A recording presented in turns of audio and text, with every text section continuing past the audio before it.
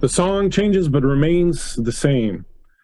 Welcome to this Superior Adventures Guild stream of a very special episode of the Shadesong Saga. I'm Bleakseason, your GM and the creator of the Shadesong Saga and the World of Eld.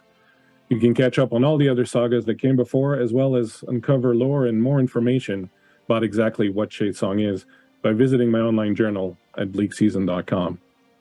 Tonight's one-shot saga is, as I said, very special.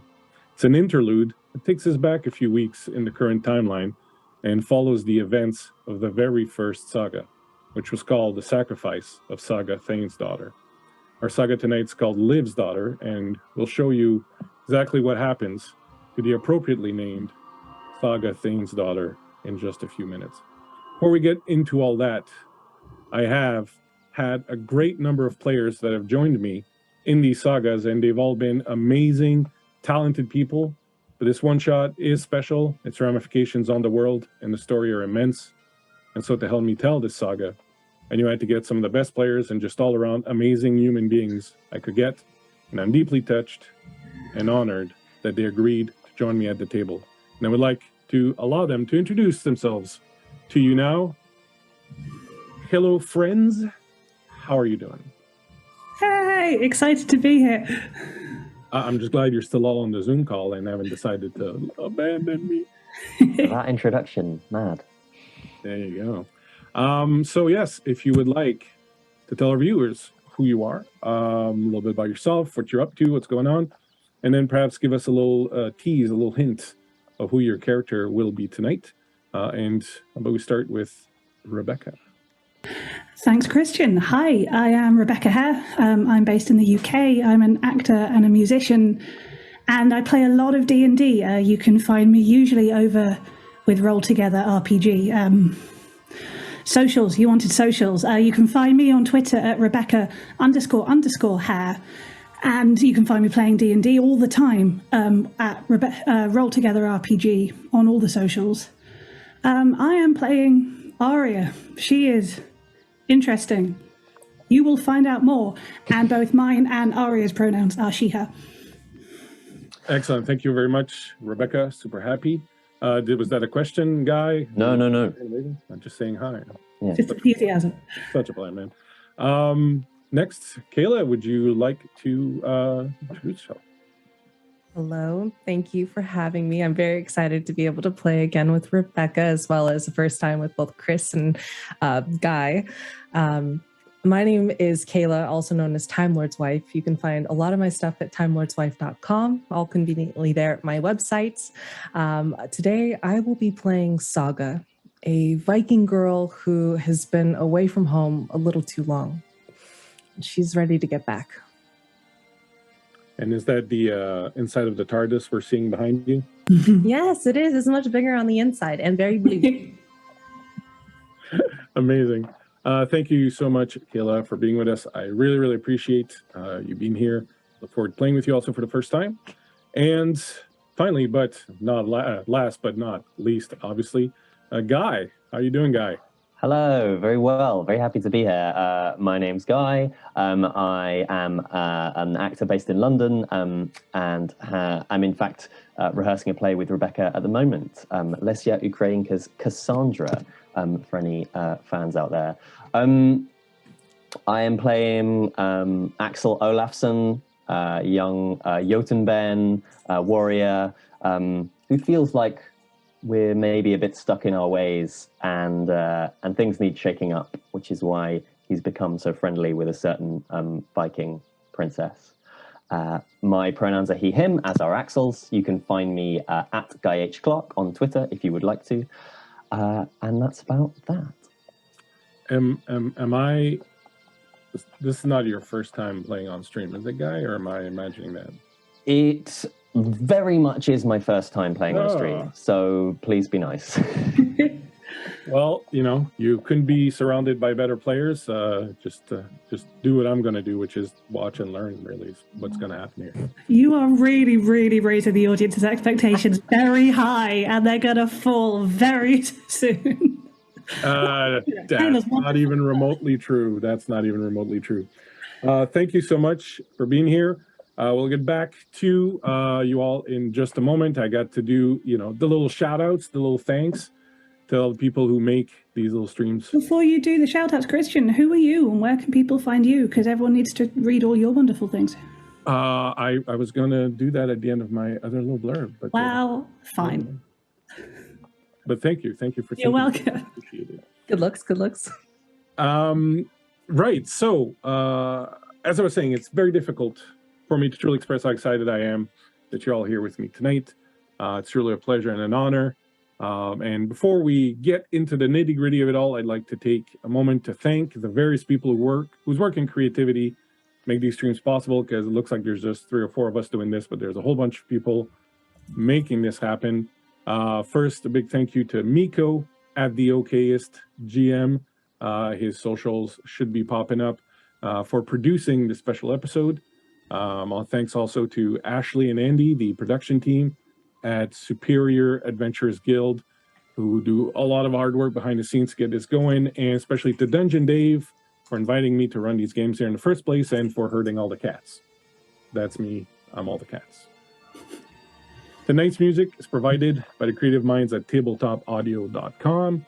I made the maps myself through use of Inkarnate's powerful toolset, and we have minis graciously provided by Hero Forge. Shout out also to my friend Lewis at Phoenix Designs for the amazing Shadesong logo. His socials should also be lighting up. Hit him up if you need some graphic design work. Finally, a very special thank you to all the members of the Superior Adventurers Guild, all the cool peeps in our Discord playing our games, including our awesome players here tonight. If you'd like to join us, please drop by our Discord. Link will be in the chat. If you're new to the hobby of streaming, if you're looking for your first shot at being in an actual play, we have tons of opportunities for people to join the table, whether you're just dipping your first toe in the water, whether you're jumping in head first like a seasoned pro. We have room around the table for everyone. As Rebecca was pointing out, who am I? I'm Bleakseason. You can find me at the Bleakseason on Twitter. And every second Sunday here, I GM a brand new Blade Runner campaign. And on Tuesday nights, I'll be playing in Dungeon Dave's Heroes of Greyhawk campaign. And of course, every Friday right here with the Shadesong Saga. All right, enough chit-chatting. Let us get this show on the road. If you, my amazing players, are ready. Right. Sorry, I was just reading the whole bunch of messages that popped up while I was doing that other thing, thinking maybe someone was having to ditch, but no, we're all good. All right. So if you're ready, take a look. What do we got going on here? Let's cast our minds back several days, weeks even. The morning is quiet and still, with only the faintest glimmer of the coming sun over the horizon. You, Saga Thane's daughter, the only surviving heir of Ulthane Yofer of Norsk, are looking outside the window at the terrible beauty of Kettleheim, the home of the Jotun, the giants who tend the World Tree. From your room in Jarl Calder's home, you can clearly see this giant world tree, Yggdrasil, its crown lost in the low clouds of winter. Sight brings back a host of memories, most of them rather unpleasant. You've been here for months now, waiting for the equinox, the only time during the year when the doors that lead to and from Kettleheim are open. The Jotun call these doors the gates of dawn and dusk. You've been waiting to return home to your family, and Calder has advised you that the gates of dusk are the ones that lead to the west and to your home. The gates of dawn, he said, lead to the east, away from your family and where you wish to be. Calder and his wife, Aethra, have been perfect hosts. Calder even made a full set of furniture for your room and even the kitchen, better suited to your size than that of the Jotun, who stand easily 3 times your height. Their children, the Jotun Baron, are closer in size to you, and you've made friends among them, specifically with Axel Olafsson, who, like you, bears the weight of who his father was. Now, you stare out at the wintry field, at the sun unfurling its crimson sails across that ocean of white, and the crimson reminds you of how you got here in the first place several months ago. How you were taken by warriors of the Black Dog clan who were under the corrupting sway of the Horned God, a long-forgotten creature of malice. How they carried you across the tundra, away from your home of Jarlsport in the west, through mountain tunnels and to the Black Orchard, a corrupted place deep below Kettleheim, a place called Merk Dedenfjord. There you were rescued by a group of heroes sent by your father, Jarl Jofer. They slew the Horned God, but you became aware of a greater threat. The Horned God had corrupted many of the Titans, the giantkin who toiled in the underground of Kettleheim. They had plans to attack Yggdrasil, the World Tree, and to spread their corruption, an ancient disease called the necrophage, to the Jotun. You made a difficult decision then, to sacrifice yourself for the well-being of the world. You joined the heroes who had rescued you at Yggdrasil and stood in plain sight, luring the Orcan assassin Clothgilda to you. She came and your life was almost ended, but you and the other heroes prevailed. Clothgilda was forced to flee, and the corrupted Titans and the creature they had in turn corrupted and unleashed, Surtur the fire giant, were destroyed, though not before several Jotun and Jotunbairn lost their lives, and parts of the great forests in Kettleheim were burned. The last few months, as you rested and convalesced at Calder's home and waited for the doors to open, have provided you with much time to reflect. And you now know what you wish to do, return home to your family. The only problem is this nagging voice in your head. A little voice that piped up for the first time a few days after the Battle of Yggdrasil. A little voice that, in quiet moments, speaks to you. And You know there's still more to do.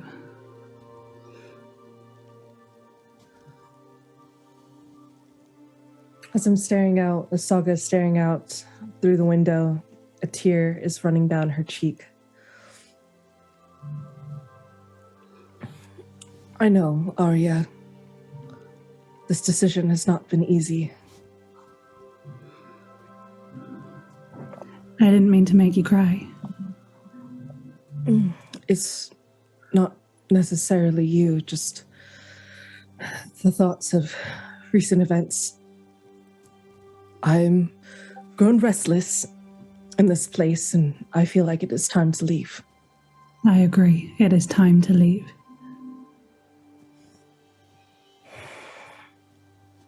I must prepare and at least say my goodbyes before I end up leaving this place. I must find Axel first and make preparations before leaving Frostheim. Of course. You do whatever you need to do, but just remember you have a choice, east or west.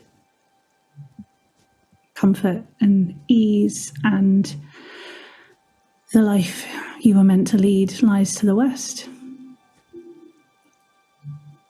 Potential hardship and sacrifice, but the good of every living creature, alive now and in the future, lies to the east. You make it sound so easy going west.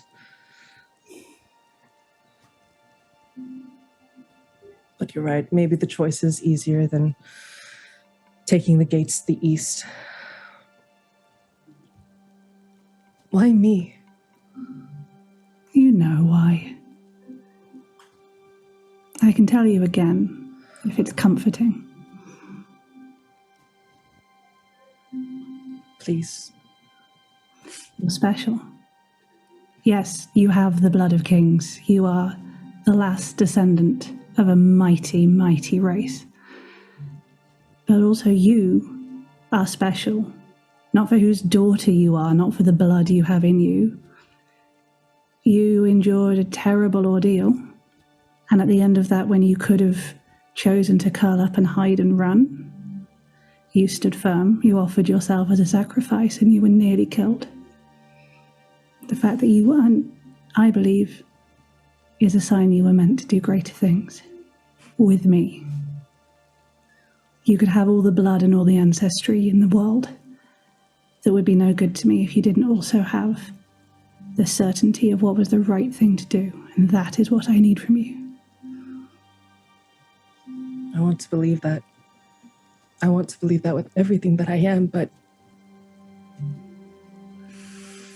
I'm afraid.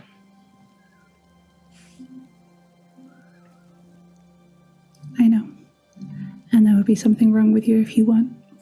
But I'll be with you the whole time. I can help as much as you want me to, as much as you need me to. And the boy can come too if you like. You make it sound easier than Axel. He's one of my dearest friends. But I feel like only you truly understand the weight of this decision. That's because I do, and no one else can. And I don't say that to isolate you from him. He's very sweet. But he can see you and his home and his family and his purpose. You have the imagination to see life and death and everything that hangs in between. But you are life. I can't even begin to comprehend.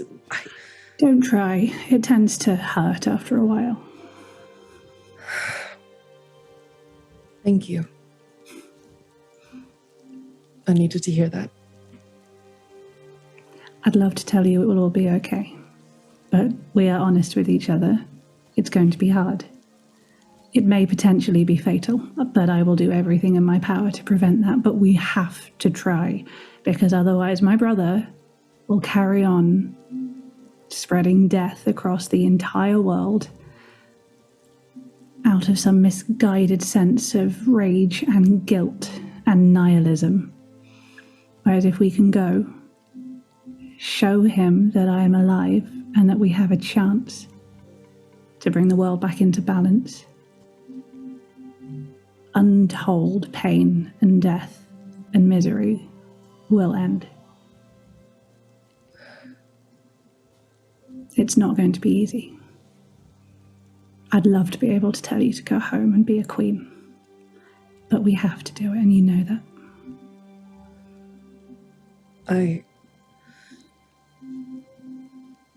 I must go get ready.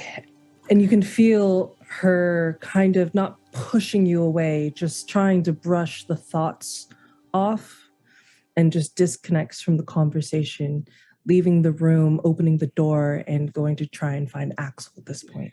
You feel, as you disconnect, you don't feel any pushback. Aria lets you leave, but you feel the sense of just compassion. It's the sense in your head of someone wiping the tears from your eyes. And then she lets you be with your own thoughts. Are you okay, child? Says Aethra, Calder's wife, as you emerge from your room. Quickly wiping the tears from my face, trying to make her at ease so that she's not afraid or worried about me. Everything is okay. I was actually looking for Axel, if you knew where he was. Yes, I believe he's outside talking with Calder. They're, of course, as men do, arguing which road it's better to take to head south. Here, before you go, I made you a few things to take with you along the way. In case you get hungry, just a little bit of my honey bread and some fruits and such. There's enough for you and Axel here. Here, and she hands you a little bundle, in cloth to sort of take with you. We'll miss you around here, Saga. You've been a very wonderful guest. As she places the gifts into my hands, another tear breaks loose, and I can't help but take the items from her and then pull her into a hug, a very warm hug.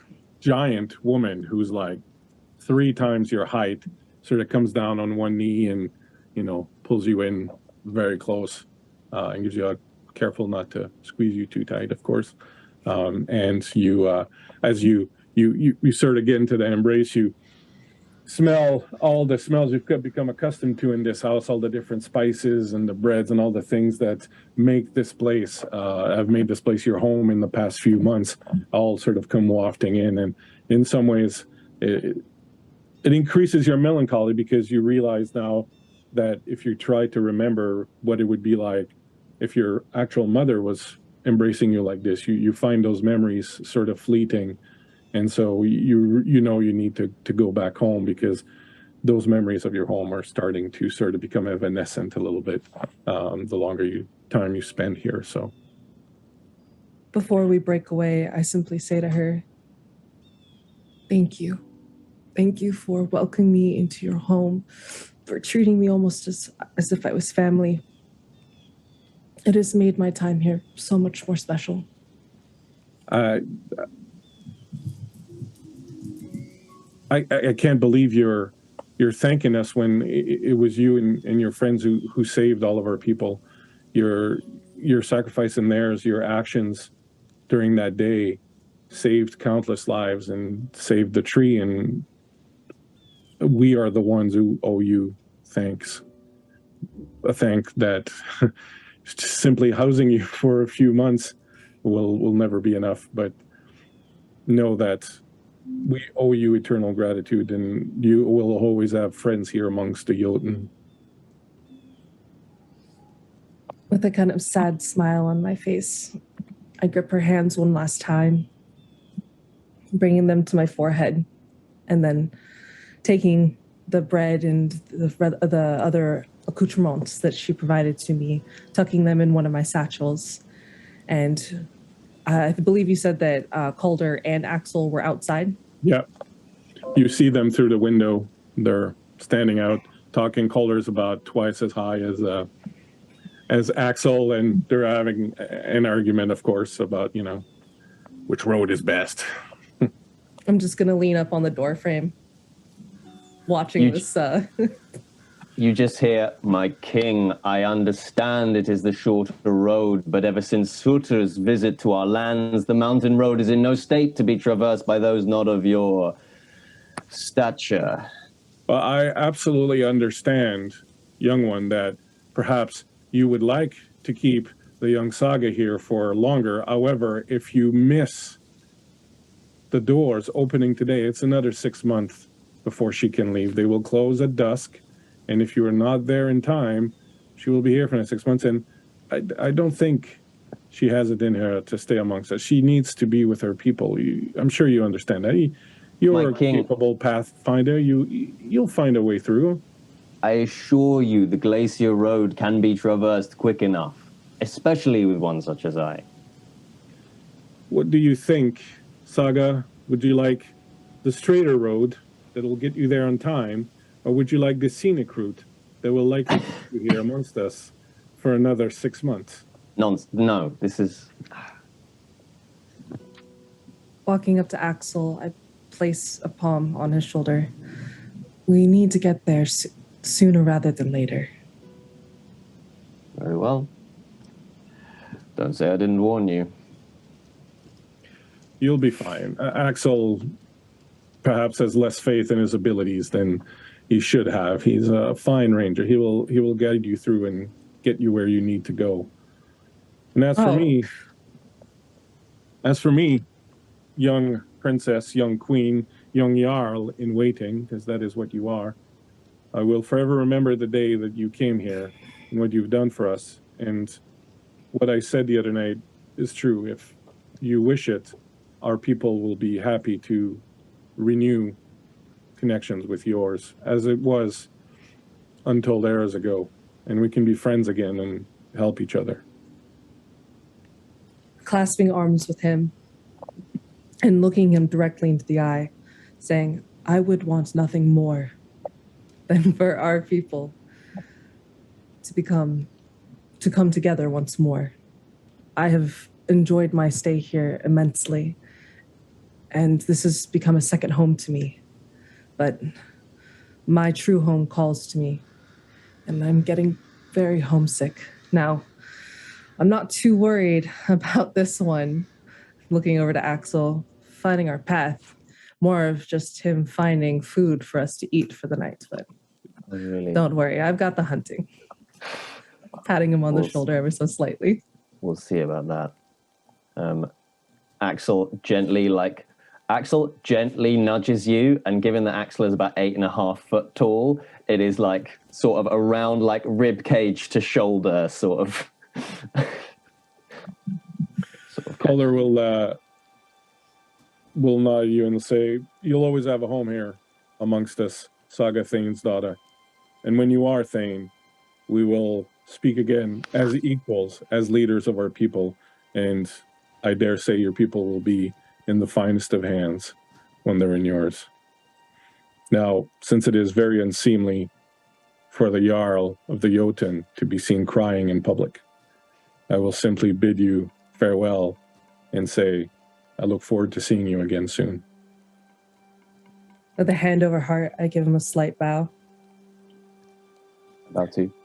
He'll give Axel a huge slap on the back that'll send him. Axel tries to pretend that didn't hurt. Don't lose our Thane in waiting, will you? I'll try. And once you have delivered her safely to the gates, return here so that we may feast in her honor once more. Oh, that's the plan. Happy trails. And he'll wave at you, and with that, he'll return. And you'll see that Aethra has been watching you from the window, and she's got the little tear in her eye also, and Calder will walk into his long house, and the two of them will step away from the window, and you find yourselves, both of you, standing out in the wintry fields of Frostheim.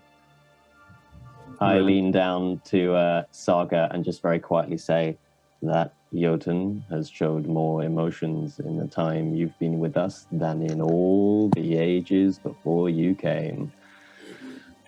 You've woken these people up. I love this place dearly. You're good people. To myself, in my head, to Arya, after watching everybody kind of depart, I will say to her, or ask her, are you ready? I think the more important question is, are you? I think you know the answer to that. But you will be. And Axel, at this point in time, you'll notice that there's some slightly awkward silence after you and I just spoke. Yeah. Hello? Sorry, I'm just thinking, and you'll see my gaze completely change towards the direction of Yggdrasil. Mm-hmm. I was just thinking about the day I first met you. You probably should tell him at some point soon, or he'll wonder why you're walking through the wrong door in the wrong direction. Come on, you can tell me on the way. Next will sort of shoulder his bow and turn and start leading off towards the road the king advised. As the two of you walk away, would you tell us briefly here what people would see if they were to gaze upon you as you head on down this snowy trail? Perhaps we'll start with Axel, who is the tallest of the two. Sure. Skinny for a Jotun man, which means that his forearms are only roughly the size of your head. He's dark grey like a mountain. He has very sort of slate grey skin, dark blue spiky hair. What's going to be a really epic Jotun beard, but is currently just a bit of a goatee here that he's working on. Clad for the journey, not his usual sort of earthy tunic and breeches and boots, but he's wearing sort of scale armor that looks like it's made from the scales of some enormous lizard or serpent, but which barely makes a sound as he moves down the track, sort of a dull green, and just ripples across his body. It's very finely made. He has a huge heartswood bow over one shoulder, easily sort of, 5-6 foot tall, and a big sword at his side, a small sword for a Jotun bear, but again, quite a large meaty thing, and his sort of sparkling black eyes leading the path down. And Saga, who is also carrying now sword and shield that were given to her by the Jotun, who, for some odd reason, had weapons about her perfect size for her. Or perhaps because they're magical, they shrunk down to the appropriate size. But what would people see as they gazed upon Saga? You would see someone that has a well-built stature, comes up to about the hip of Axel. So that would be about 5'6" in human height. And of course, donning both a sword and a shield. And the sword, the shield, and her armor, it has a slight glint to it in the sun. It might be adamantine, I think it is. Yes, adamantine armor is what she's wearing. Under that, she dons just normal cloth to avoid having the chainmail rub against her skin. And with that, she has shoulder-length dark hair, and her skin is very tan. She's been soaking up a lot of the sun and frost time lately. Excellent. So the two of you set off in a southwardly direction away from Frostheim, in the place that has been your home for the past few months, and certainly a place of some happy memories, but also a lot of melancholy. The landscape before you, as you leave Calder's home, is one at once desolate, cruel, and of utmost beauty. The mountainous wall of black rock that rises in an impassable barrier to the east hides the world from you. But below, to the south, and over to the west, the world just opens up in wide, white canvas, dotted here and there with more of that black rock and trees, naked and crooked, desolate yet beautiful, in the way that only nature, even at its most inhospitable, can be. This place is nature at its best, and for a moment, Saga, you feel you will miss this place. You head downhill, your breath steaming in the air. You notice that Axel's breath does not, his body automatically adjusting to the temperature around him. Far below, you can see where the land changes. The snow grows thinner on the ground. Leaves begin to appear in a riot of color: red, orange, yellows, purples, bright blues. You are leaving Frostheim, where winter reigns all year round, and are entering the colored vale, the valley of eternal autumn. It feels like walking back in time, and soon you stand atop a series of rolling hills, at the bottom of which is a sea of colors against a dun background. The Heartswood, says Axel, and to your horror, you see a giant tree standing impossibly tall above the rest of the forest. And in that tree is planted a giant sword wreathed in flames. Around it, the forest has burned, is burning, and will continue to burn. They can't put it out. The first thing I see or say upon seeing this is, Arya, I'm so sorry. You don't feel pain because of this, do you? That is a more complicated question than I feel you want to go into right now. I am fine. You never need to worry about me. I'm here to take care of you. Axel, you'll notice that Saga is staring deeply into the flames, into the sword in the distance.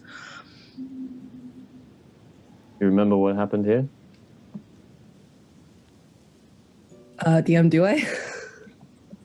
Yeah, during the fight, the Battle of Yggdrasil, while you were on the tree fighting with Clothgilda and some of the others, the Titans that had been corrupted had come through from the underground and had brought with them the fire giant Surtur, who had also been corrupted.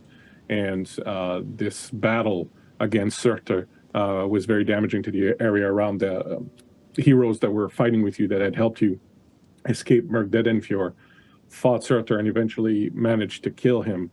But his flames rained all around and destroyed a lot of the forest in the area. And when he died, his sword fell exactly where you see it now, into the Heartswood, the giant tree that's in the middle of the colored vale. And no one's been able to extinguish it or put it out since then. But you saw that, you watched all of this happen from your perch on Yggdrasil during the battle. Looking to Axel, I'll simply say, yes, let's keep moving. And she'll continue to keep walking Yeah. Yeah, I think Axel follows on, not saying that he's noticed something strange, just sort of waiting for Saga to come to that and tell him. Carry on. Beneath the forest that's at the heart of the Colored Vale is the village of Falnell. And as you approach the village, because you have to cut through the village in order to get to the bridge that will take you across into the goldfields to continue on your way.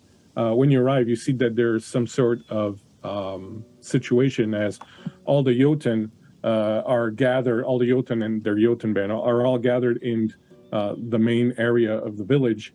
You can see where long tables filled with food and victuals have been left unattended for some time, which is sort of odd to you, Axel, as you know that they were in the midst of celebrating the Harvest Festival, as they do regularly here in the Colored Vale.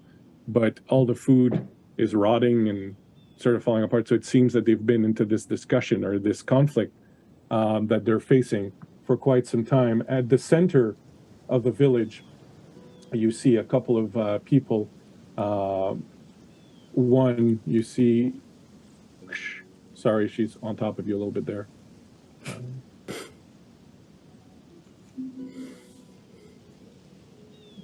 You see Thane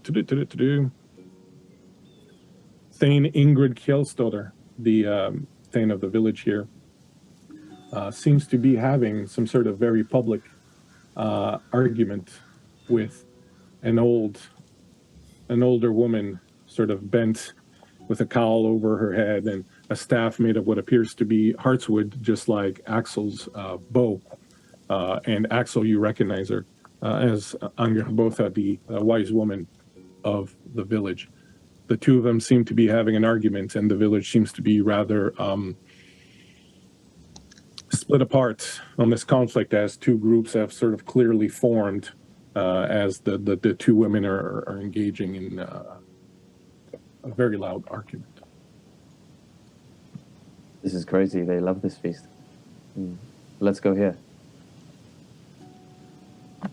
I sort of will, like, immediately being in the company of a large crowd of Jotun and Jotun Ben, Axel's arm kind of lightly extends, not like around Saga, but just sort of gently making sure that no one kind of jostles her too much. Yeah, I'd like to hear what the argument is.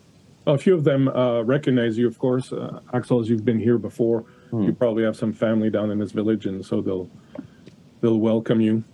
You'll see Harold, one of the ones that you know well, a friend of yours, a Jotun Baron about your age, who welcomes you. Like, I hope you weren't hoping for a meal there, Axel. I think it'll be a while before we get down to any eating. My stomach's growling some fierce.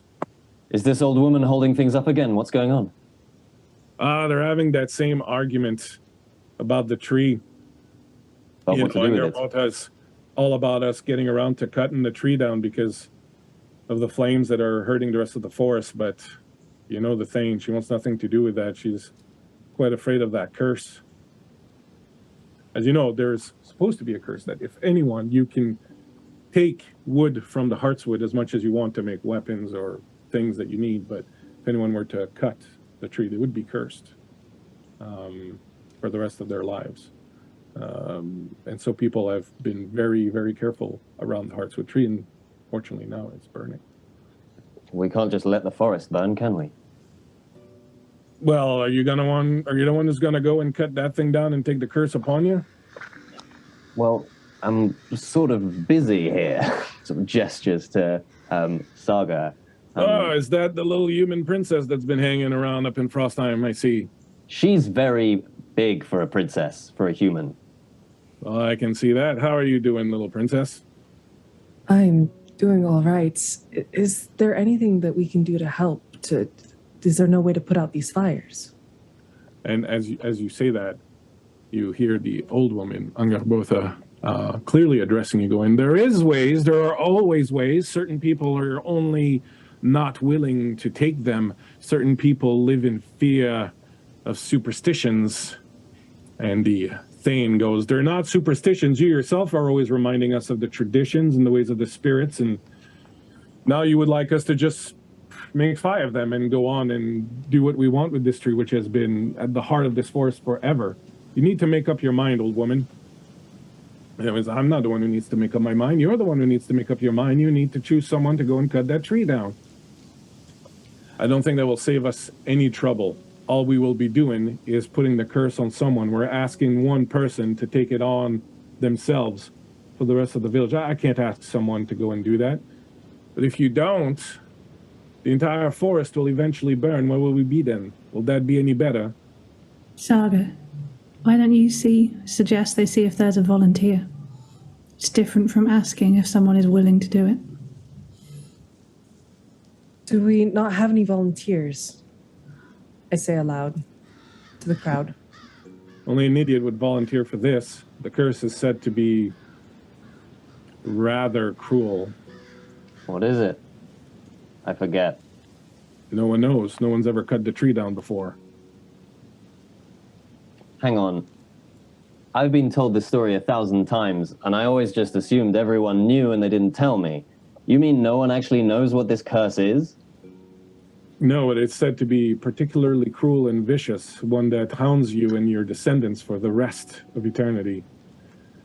And what is like, you know, those stories, they're just there to make people behave a certain way. We make up most of them anyways. When you come and see me and ask me what does the future hold, and I roll the bones most of the time, I have no clue what's going on. I'm just making it up as I go. Lean down to Saga. I always knew that. She's never admitted that. The Thane will look at you, Saga, and go, cutting Freyr down is a huge sin.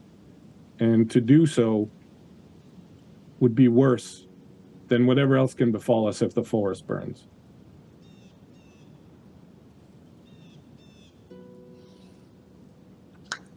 Feel like I'm stuck between a rock and a hard place. I say to Arya, this position is getting a little too comfortable. I hate to say it, but you have somewhere to be. This is not your fight. You have a much bigger one ahead of you. Unless there's something you can do here quickly, you should move on. Axel sort of, is clearly in his body language suggesting sort of the same thing of like, well, that was interesting, shall we? The old woman says, is that the human Thane's daughter that was sheltering over at Calder, the one who saved us in the Battle of Yggdrasil? She certainly, I'm sure, has wisdom to share on this matter. And she comes over to you and, you know, she's bending down. She's also like super huge, you know, but she's like kind of all crooked and whatnot. And she bends down very close to you and she says, she looks at you and she almost looks like she's looking through you. You wish to be Thane one day. If you were in the shoes of our Jarl here, what would you do in this particular situation? Would you order someone to cut the tree down, or would you instead let the rest of the forest burn so that none has to step up and take the curse on their own shoulders? Let us see what the wisdom of humans can bring to us here in this time need. If the flame continues to burn, you all will be without a home. If the flame continues to burn, those close to you might also lose their home. It's very difficult to sometimes make the decision of one life versus the many. But if somebody were to take it upon themselves, take upon them this curse, and save the rest of the people, I feel like that is the most benevolent option. And so as Thane, you would order one of your subjects to go and cut this tree down? No. I would do it myself. Ah. I would never ask of my people to do something that I would not willingly do myself. So much wisdom in one so small, and she gives a telling look over to the Thane, and you can see that people are sort of agreeing with what you're saying, and most of them just look like they're hungry and they want to get to eating. They don't want to be bothered with these, decisions of state, so to speak, these important decisions. That's what they elect thanes and jarls to do. But as you speak, the jarl, Ingrid, well, what you say is true, I guess. There is a measure of responsibility that comes with being the leader of the people, but I'm afraid. I'm afraid of this curse. I'm afraid of what it might do to me. I know that as Jarl, I'm not supposed to show fear. I know that I'm not supposed to feel it, but I'm just a Jotun. I feel it also. And she'll go over to one of the foresters in the area who's got this big sort of two-handed axe, and she'll take it and she'll look at you and say, if you ought to become thane of your people, little one, I hope you remember this moment. I hope you remember that sometimes you will feel fear. But you're the only one whose duty is to not let it cripple you. Set up another feast. I'll return once the task is done. And as she starts walking and headed towards the wood, you see a number of the other foresters who kind of look at each other and nod, and all of them pick up their axes, and eventually most of the village is following the thane, all armed with axes and sort of heading to share in the burden of cutting Freyr down. It's quite a thing for you, Axel, to see this. Freyr stood there for as long as anyone has been in this wood. Your bow is made from its wood, and it's always been a presence there. It's almost like losing a member of your family in some ways, and you certainly feel a little emotion at what's happening. I think feeling that, and all the resonances that has with what has been going on lately, he just sort of rolls his shoulders and goes, well, I guess it's all change here. Never thought I'd see that thane make a decisive action in her whole life, I swear. I wish you could stay. I feel like I spoke out of turn. I feel like you said what needed to be said. I feel like I spoke more truths to them than I can myself right now. And out of some bit of frustration, you see her kind of like kick the dirt. Hey, what's that? What big truths are you missing, Saga Thane's daughter? There's something I've been keeping from you. And I feel like that we cannot continue this adventure, whatever you're going to call it, without me revealing the truth. There is somebody else inside of me. I know that might sound weird. But there is another entity. There is another soul living inside of me, living, breathing right now. I can hear them in my thoughts. And at times, in moments of stress, they even almost control my actions. So if there's ever a time, and you see that her emotions begin to rise, and she doesn't normally do this, but she grabs your hand, she clasps on you, you can feel her clasping you tightly. If I change, if I am different, be not afraid. Their name is Arya. They are beautiful in more ways than words can describe. Treat them with kindness, the same kindness that you've shown me, if anything were to happen, okay? Nothing's going to happen. I'm going to get you to your door and get you to your family. But I'm not so sure of that, Axel. Hey. Sort of squats comes like hunkers down so that his massive frame is folded in front of your head, and just goes, "Whatever this is, I can't believe it's enough to throw you off your path. Not for a second." Do not be so dismissive, young Jotunbairn. To be a two-ghost can be a very demanding thing. A two-ghost? Angerbotha sort of comes around. She looks at Saga. She looks through Saga. Says, "I see you in there, Ghost Walker. About time. I sense your power and that your intentions are good." I was getting rather tired of feeling invisible. Remember this, Ghost Walker. A sacrifice made willingly is one of the most potent powers in the world.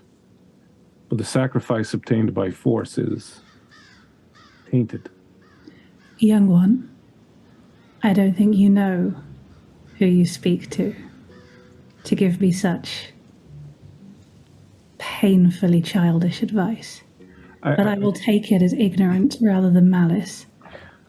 I'm not ignorant. I simply don't care. Wisdom is good for anyone, the young and the old alike. You don't get to be the age that I am simply to be cowed by others whose sole claim to power is age. Also, I know there's more to you than that. Arya, Saga, do you mind? May I? You'll see, Axel, that Saga's eyes close. And still standing, it's as if her body goes limp for but a second. And then, once breath comes back into the body, there's Arya. You see a difference in the eyes. The eyes have changed, but the rest of her body is the same, but she feels different somehow. All Arya will do is bend down and touch the ground at this woman's feet. And from around her, life erupts. It is autumn in this valley, but spring flowers, vines, trees grow up. It is not meant to be entirely threatening, but this woman is encircled by new life. And Arya will just say to her, I would prefer not to be schooled on the meaning of sacrifice from someone who has lived for one breath of time in my consciousness. Like I say, I am going to choose to believe it was ignorant, and you should go and carry on leading your people. But may I remind you, you have just failed a test of leadership. You were arguing to cut the tree down. You did not once volunteer to pick up an axe and do it yourself. You were arguing that the curse was not real and did not exist and should not be feared. You did not once volunteer to prove that yourself. I'm an old woman. How am I? I'm not finished. So you do not talk to this woman here about sacrifice, because she already understands it more than you ever will. Go lead your people better and support your Thane when she comes back, however she needs it. My Thane, she understands better than you ever will. And I will give the body back to Saga. Well, that was a way to spend 2 minutes. She is definitely special. I Easily irritated, I can tell. Understandably so. I can only imagine what it would be like to be living in somebody's body but not have full control. Well, you know, it's not unheard of among our people for someone to be inhabited by the ghost of an ancestor. Two ghosts, we call these people. These people are often very wise, or at least thought to be. Know this. I'm sorry. I was going to simply say she is by far the wisest I have ever met.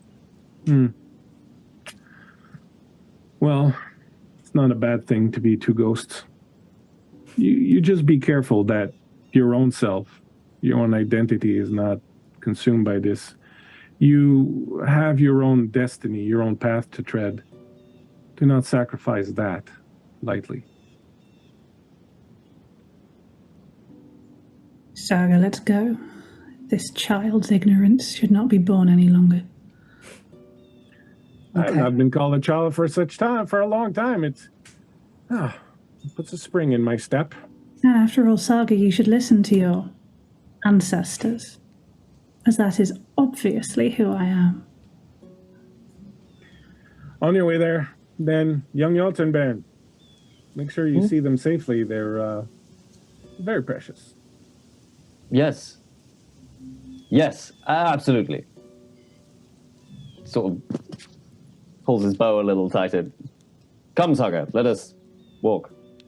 And when you're done, you should return. I have wood that needs chopping, and I have none to do it. I'm too feeble and too old, you see, to hold an axe. So if you would return and chop my wood for me, I would greatly appreciate it. Yes, Auntie.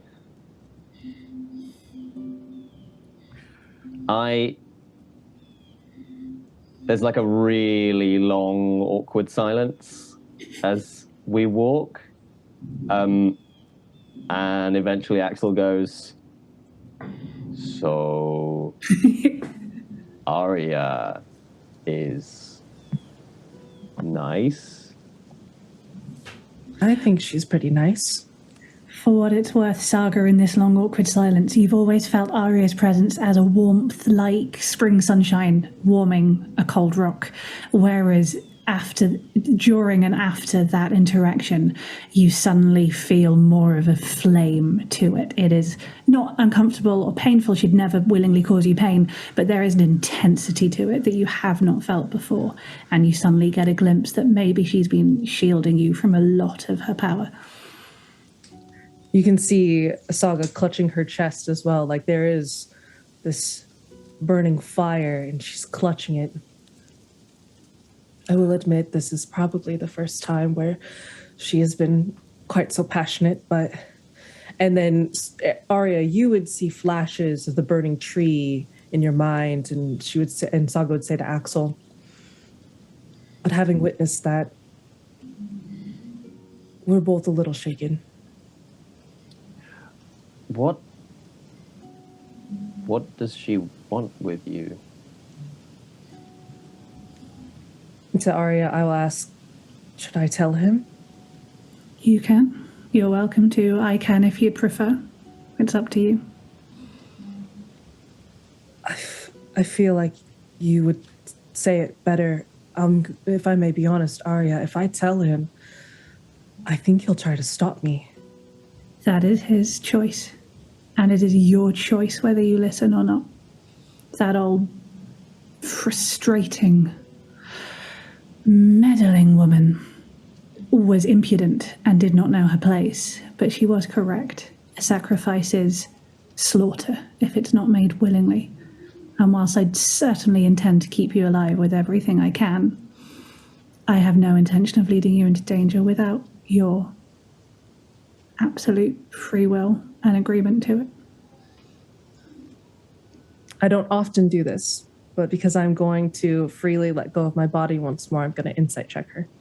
Okay, please go ahead. And Arya, if you feel that you're trying to be deceptive, you may roll a deception, but if you're not, then... Mm-hmm. I'll roll against persuasion or deception, and I won't tell you which one it is, because that's fun. 15. 16. You can't make it up. So she doesn't sound different than she normally does. Like you wouldn't give her any meaning to her words more than you normally do. Like you would think that she has the same meaning behind her words that you normally. So whatever you normally think of her, you don't get anything different. From the beginning of when Arya has been speaking to you, she has never asked anything of you without explaining sincerely again and again that she wants you to choose. You, again, with this glimpse of the power, for the first time you realize that maybe for the first time she is giving you a choice rather than having to accept your choice. As in, maybe for the first time you realize that there is a version of this where she wouldn't have to accept your choice, but you don't feel in any doubt that she means it, that she wants you to agree and she will respect your choice. Feeling that, having that understanding together, I once again closed my eyes. And at this point in time, Axel, I would have slipped my hand into yours only because as I'm closing my eyes, we're walking down a path that I don't want to walk off said path. Yeah. You will feel my hand go limp and then come back as Arya takes over. And I say as I'm leaving, I'll have her explain. She says it better. As Arya takes control, you flinch, or however you choose to react, but you feel a small crackle of almost an electric shock go through your hand from hers. Yeah, you feel him just tense up. He definitely doesn't let go, but he's like, ooh. Arya, I take it. Hello, Axel. Pleased to meet you. You too. I mean, I've been listening for a very long time. I have, I haven't been choosing to eavesdrop, but I don't have a way of closing my ears. I don't really have ears at the moment, so Right. You are kind to Saga. She cares about you very much. You seem good. Well, thank you for helping her. My pleasure. She's helped us more than I can ever repay. I know. I was there. You were you? Yes, I will try and keep this brief because it is a little complex and spans many eons of your time. But you wanted to know what I want. I do. And I'm assuming the subtext of that is what I specifically want with Saga, and is it going to hurt her? Let's start with that. You are many things, you are not subtle. Don't be offended, it's a good thing. I like someone who can wear their life and their heart openly on their front of themselves. It is a beautiful thing to see. Anyway, I'm embarrassing you. What I want. Hi, I'm Arya. I'm Death's sister.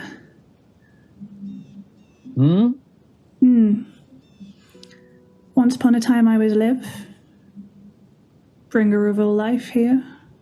I held my brother in counterpoint, in balance, and between us the world span around and danced, and life was beautiful and death put it to an end, but then life came again, and so things came to be. But my brother did not realize quite how much he truly was death. He didn't just bring it. And accidentally, he killed me. And it destroyed him. And he decided, therefore, that all must die. If I had to die, then so must everything, because only when everything was dead could he die. And he could not live with himself for killing life. You see the pattern, you see the irony. However, to add to that, I was not dead, because you cannot kill life. I ended up caught in Yggdrasil, and I stayed there. Have you never wondered why your home contained all the seasons so beautifully, and bloomed and blossomed when famine and hardship and drought struck the world around it, but everything around Yggdrasil flourished? That was me. Insight check. A million insight checks. Cool. I'm not going to roll against it, because That's a big 10. every word she's telling you is the truth. Completely and utterly. DM, have I heard this story before? Yeah, there's definitely a story that is often told amongst the Jotun, and it is a story of life and death, how in the beginning there were only two who didn't know where they came from, who they were, and they found themselves here in this paradise that you live in now. So I say back, you'll live, as in live and Dodd. I was. Like I say, I died but didn't die. I got trapped in Yggdrasil, I stayed for a long time with no knowledge of who I was, but just knowing to create life. But when, in the battle, there was an assassin with the mark of my brother on her. Her blood was spilled on the tree, and I came back. That Still assassin... live, but not quite. My brother, he changed too. When he killed me, we always brought the music, the harmony to the world of life and death, melody and harmony. But his song changed into a darker one. I now understand he calls himself Shadesong. And so when I came back, I am Aria. The music and the counterpoint. And I now need to find him because he does not know I am here. And while he thinks I am dead, he will spread death, destruction, and disease everywhere he goes. The only salvation for all life here is for him to see that I am alive, for us to be reunited. The only person I can safely inhabit without causing them undue pain and harm is Saga. You know as well as I do that she is special. She bears the blood I need, but also she herself is special. And she understands sacrifice. You know this. You know the role she had in the battle where she chose to risk death to save your people and the people around her. I am asking the same of her again. To hopefully not risk death. The road will be hard and my brother is not kind, but to take me there in order to save all life here forever. It is not... Speak. Take you where? I need to go east to find Shadesong. Remind him that he is not Shadesong, but my brother, and that together we create music, not destruction. She knows this. She understands what is at stake, and she has a choice to make. Now, I know you care for her, and what I need you to know and believe is that I care for her too. I'm not using...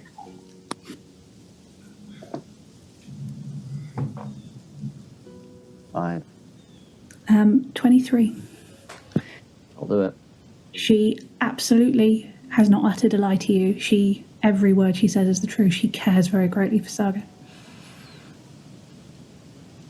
I'm not using her as a vessel, as a means to an end. I will do everything in my power to see her safely through the journey, through the meeting, and then get her home to her people where she deserves to be. But I can't just accept that she should just go straight back and live in her little kingdom. She is marked out for something so much greater than that. It's a very big kingdom for humans. I'm sure it is to you.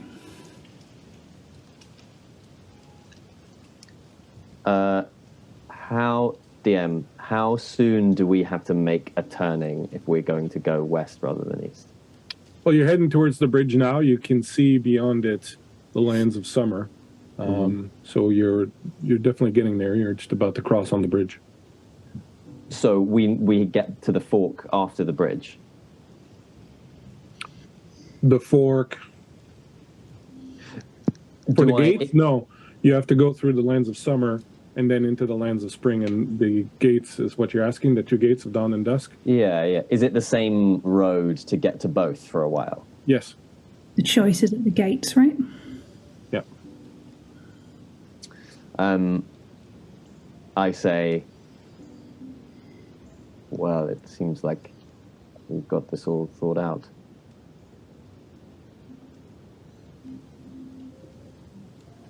You make me sound so cold.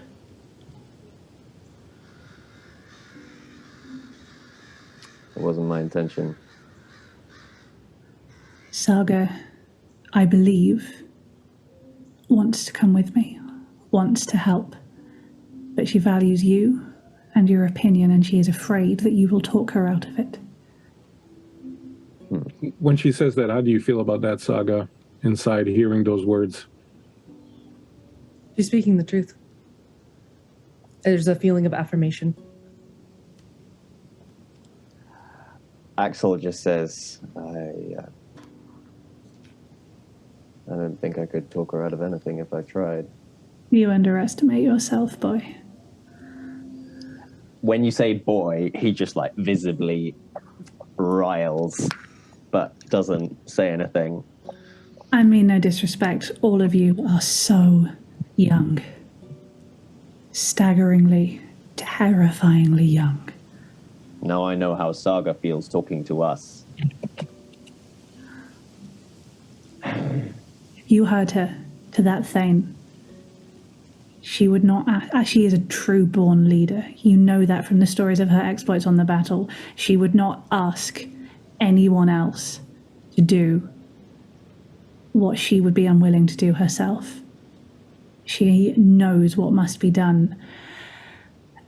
And I am not going to speak for her anymore. She is more than capable of doing that herself. He sort of nods. Can you bring her back? She always liked this river. It's been, she can still see. She can hear everything we say. It's how you know I must be telling you the truth, because she will contradict straight away if not. But yes, it's been a pleasure getting to talk to you at last. Old one.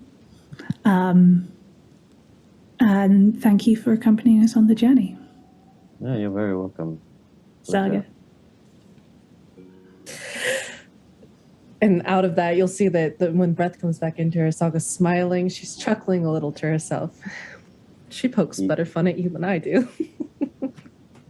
I love it. I love my two traveling companions. I'm delighted. Oh, don't be like that. I'll grab your hands. We're at the very same river where we met. Looking around before we leave, please. Just indulge me. Do you think we can find some berries real quick? Just one last time, please. I don't know. They don't grow. They don't grow too well this time of year. I think you're gonna have to leave. I think you're gonna have to leave without them. Oh, fine. I tell you what. Why don't you go look down there? And he sort of points down to the bank. It seems like it's a likely spot.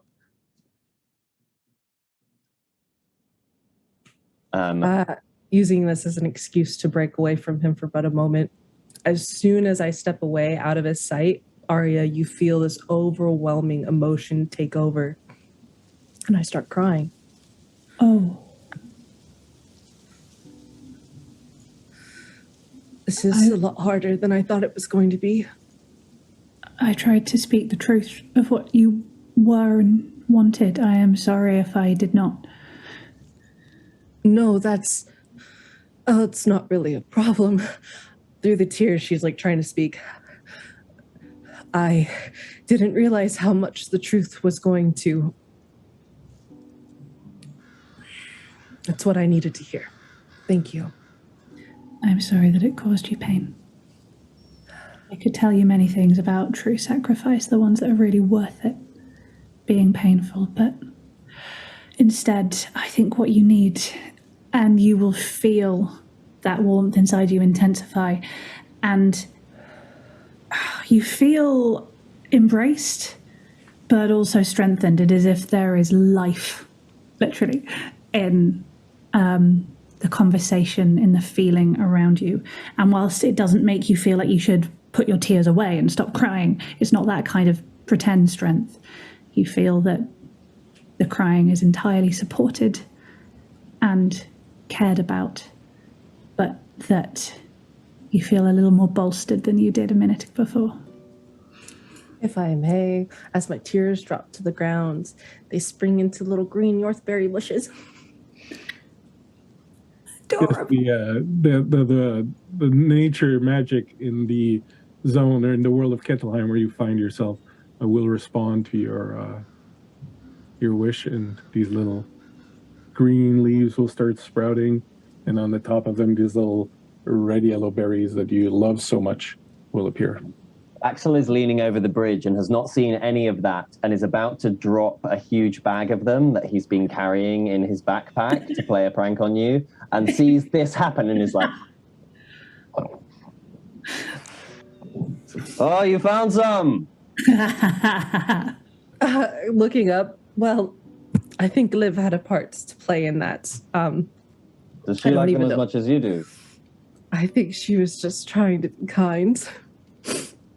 I can't really speak to her taste. I mean, Arya, do you like these? They're fine. No, they're not her particular favorite. I say aloud to Alex. Axel, sorry. Edit that out. He just starts munching on the ones from his bag and he's like, well, come on, we're losing daylight. All right. And I carefully pluck them, but you'll notice, Arya, that I don't stick them in the usual spot in my bag. These goes into his little special compartment. Cute. And we continue on our way. You continue on your way, crossing the bridge into the Summerlands known as the Goldfields. As you cross that weathered bridge, the cold dampness of the colored veil is soon replaced by the bright warmth of Goldfields. It's easy to see how this place earned its name. The sun beating down on the vast fields of barley and rye are an endless ocean of gold rippling in the wind. As you walk through them, your fingers reach out to touch the top of the plants, their dry, warm grain clusters slipping easily between your fingers. Only now, Saga, do you realize how cold you've been. Colder ran a warm earth, but truly nothing compares to the warmth of the sun and the heat coming from soft, dry ground below your feet. Raised in Norsk, you know very little of summer. As the heat and light caresses your face, you know the true meaning of warmth, perhaps for the first time in your life. Ahead, a ridge spans a long distance, and a village is built along its line. One on the top, sitting cool and calm beneath the shade of several trees. One below, sun-baked and yellow, with several garden rows of grain and vegetables growing in enclosed pens. And as you approach the village that is nestled here, we will take this opportunity to bask in the sun ourselves and take a short break and eat some berries, perhaps, that Axel has so kindly brought for us. And we will return momentarily. Don't go anywhere. Please bear with us. It will be a very short break, and we will be back to the Goldfields very soon. Thank you so much.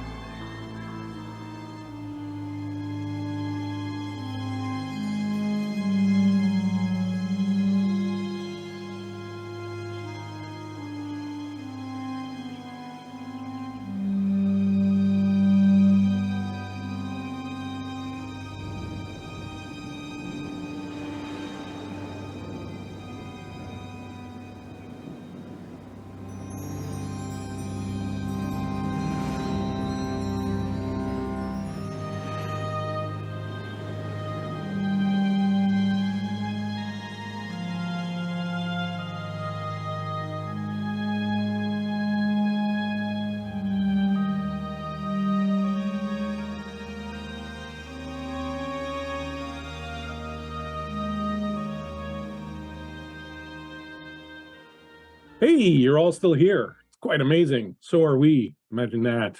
We have returned for more action, more drama, more tears, and more berries. Hopefully, the berries is what we're really here for at the end of the day. Thank you so much for hanging out, sticking in with us. We will get right back into things. First, I would like once again to exclaim how absolutely in love I am with this cast and how I am so, what's the word, chuffed that they're here with me. If you would like, I would invite you again to tell us a little bit about yourselves, what's going on, a little bit about your character. Yeah, if you would like Kayla to take it away this time, I'd appreciate it. Hello, I'm Kayla, also known as Time Lord's Wife. You can find all my stuff at timelordswife.com. But today I am playing Saga. At this moment, she's kind of a sad little Viking girl that just really wants to go home. Very sad. Very sad. Guy, are you sad? Guy is having a great time. Axel Olafsson, on the other hand, my character, is feeling quite conflicted. Axel Olafsson is a sort of flint-looking Jotunbern who has taken Saga under his wing a little bit while she's been spending some time with the giants, and is still trying to make his mind up about Saga's new companion. You can find all of my stuff at Guy H. Clark on Twitter. It is mainly historical trivia and advertising theatre things that I'm excited about, some of which are my own. Excellent. Thank you so much for being here. And now for the person who puts the Rebecca in this stream, Rebecca. Why, thank you. Completely average praise indeed. I am the only Rebecca here, which apparently is a compliment.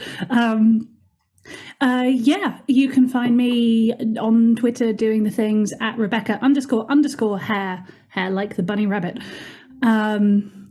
I am playing Arya, who, as we have now discovered, is the avatar of life itself, currently inhabiting poor old Saga's brain and hoping to persuade her to not go home after a really traumatic year, but actually go and carry on having some trauma, because, you know, that's a really easy sell. Arya isn't miserable. She's just she's quietly confident that she will get her own way because she always does, but is concerned for Saga because she's been quite a sad little Viking girl and she would like her to be a happy little Viking girl. Rebecca is not at all sad and is having a whale of a time with this glorious cast and excellent DM. And also Christian's here too. Yes, I am here.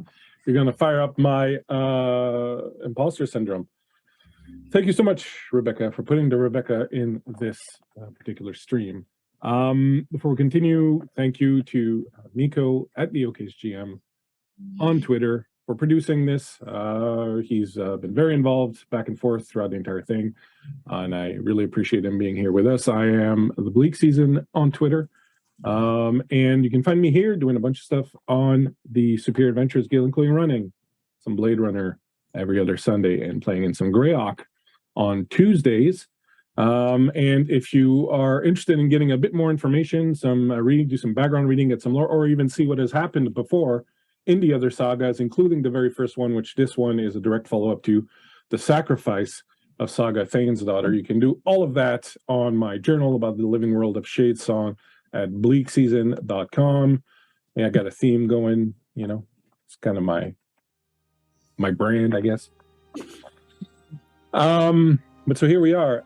You have Saga has left the house of Calder, the Jarl of the Jotuns, in order to return home. The doors, the gates of dawn and dusk, that open only every equinox and allow people to enter and leave Kettelheim are open today between dawn and dusk, as you know the name would suggest. And Saga has been wanting to return home for some time. She is escorted by her friend Axel, one of the Jotunbern from Kettelheim. And on her way, we have discovered that there is another person inhabiting Saga, and this one being life force that was stuck in Yggdrasil, who has her own designs on Saga. and is currently in the middle of perhaps trying to convince her to let her take the reins, as it were. As all of them travel, they've already encountered several of the denizens of Kettelheim, have solved some problems, have been angry at an angry old lady. There's a lot of angry in that little scene. I loved Angerboth. You didn't like Angerboth, though? I loved Angerboth. I thought she was just right on point. She was rude. I don't like rude. Oh, well, you know, she's old. Us old people have earned the right to be rude, you youngling. And now, on that note, you're crossing into the land of summer, across the bridge. Ahead of you, as I was mentioning just before we went on this break, is a village. There's a ridge, and a village is built along it, and on the top, there is a village that sits and cool and calm beneath the shade of several trees, and below, there's one that is sun-baked and yellow, with several garden rows of grain and vegetables glowing in enclosed pens. Axel, you would know that it is midsummer here, the festival of Balthar, where the people of Islam give praise to the sun. And so you were not quite surprised to see a number of them in the village. As you approach, though, the tone of their discussion seemed to be perhaps a lot more, how shall we say, angry than you would expect. And the fact that a few of them are already almost at fisticuffs, holding each other by the scruffs of their shirts and arguing and yelling at each other, kind of gives you pause as you wonder exactly what could happen. You know that these two villages have occasionally had disagreements, a bit of a friendly rivalry going, but to see them almost ready to punch each other out at this point really kind of makes you wonder what is Axel Axel will just like shake his head and storm over to someone he knows from the Shade village, who is clearly cruising, like ready for a fight. And he's like, "Hey, what's going on? Calm down." Disaster struck. Axel, I'm sorry. I thought you were somebody else. What are you doing here? Just escorting everyone's favorite human home. What's going on? We had some problem this morning. One of the young boys from the village, from the lower village, was unfortunately killed by accident by one of the boys from the upper village. And he was seized by the men from the lower village, and they believe that justice would be to punish him the way with the crime, but of course the older men of the upper village don't see it quite that way. I think the two Thanes have been talking it out, though, Solskin and Skega, and I think they're about to reach some sort of understanding. You know, they're pretty level-headed, and as he says that, a scream arises from the crowd, and you can see that the two Thanes, both Solskin and Skega, are in the middle of the rounds. Each of them has a stave now, and the other men are forming a shield wall around them, and it looks like they're about to fight each other. Maybe I spoke too soon. Have I ever heard, I know these guys get involved in contests a lot, and there's quite a fierce rivalry. Have I ever heard of like actual deaths happening by accident? Is it that level of the sport's quite dangerous? Definitely not deaths, but certainly broken bones, bruised egos, things of that nature. This is definitely a little bit further along than you would expect to find. Yeah, I say to this guy, well, how did this happen? How does someone get killed in a game? I don't know. They were doing some a mountain climbing competition, I believe, and one of the kids reached out to get a hand from the other one, and the people of the lower village say that the other kid dropped drop the one from their village intentionally. The men from the upper village say no. I just keep thinking about his poor mother. Hey. I just sort of like put a hand on his shoulder. Why would a child do that to another child? Why would you suspect? I don't know. I wasn't there. You'd have to talk to him. I don't think they're going to be able to sort this out either. Maybe you could talk to Inge, the child's mom, and if anyone should have a say in what's going to happen, it should be her. It was her son that was lost after all. But even now, they've built a pyre for her son, and she can't get to it because these brutes are standing in the way of her being able to access the pyre. And where's the boy from the upper village? He's being held in one of the homes by the men of the lower village. Who's home? I don't know. I sort of turn back to Saga and say, I feel like you're not getting the best impression of us today. I don't know what's going on. How long have we got? Do we need to keep moving? Do we need to hustle? Or have we got time to look into this? You probably have a little bit of time if you wanted to at least talk to the mother and sort of see how she's doing. She's probably the one that's, the men are just sort of like wanting to prove that their side's are right kind of thing. The mother's probably the one who's hurting the most right now and has, a greater stake in this. So you probably have time to talk to her. Axel honestly mainly wants to talk to the young boy who is there. This young boy who's been accused of murder. The problem with that is you don't know where he is now. You can go into the circle of men if you want and try to find out. You're welcome to do that. Okay. Saga, this isn't right. You mind if we take a second? That's totally fine. I must be honest, you're right, this is not normal. It's like there's something in the water.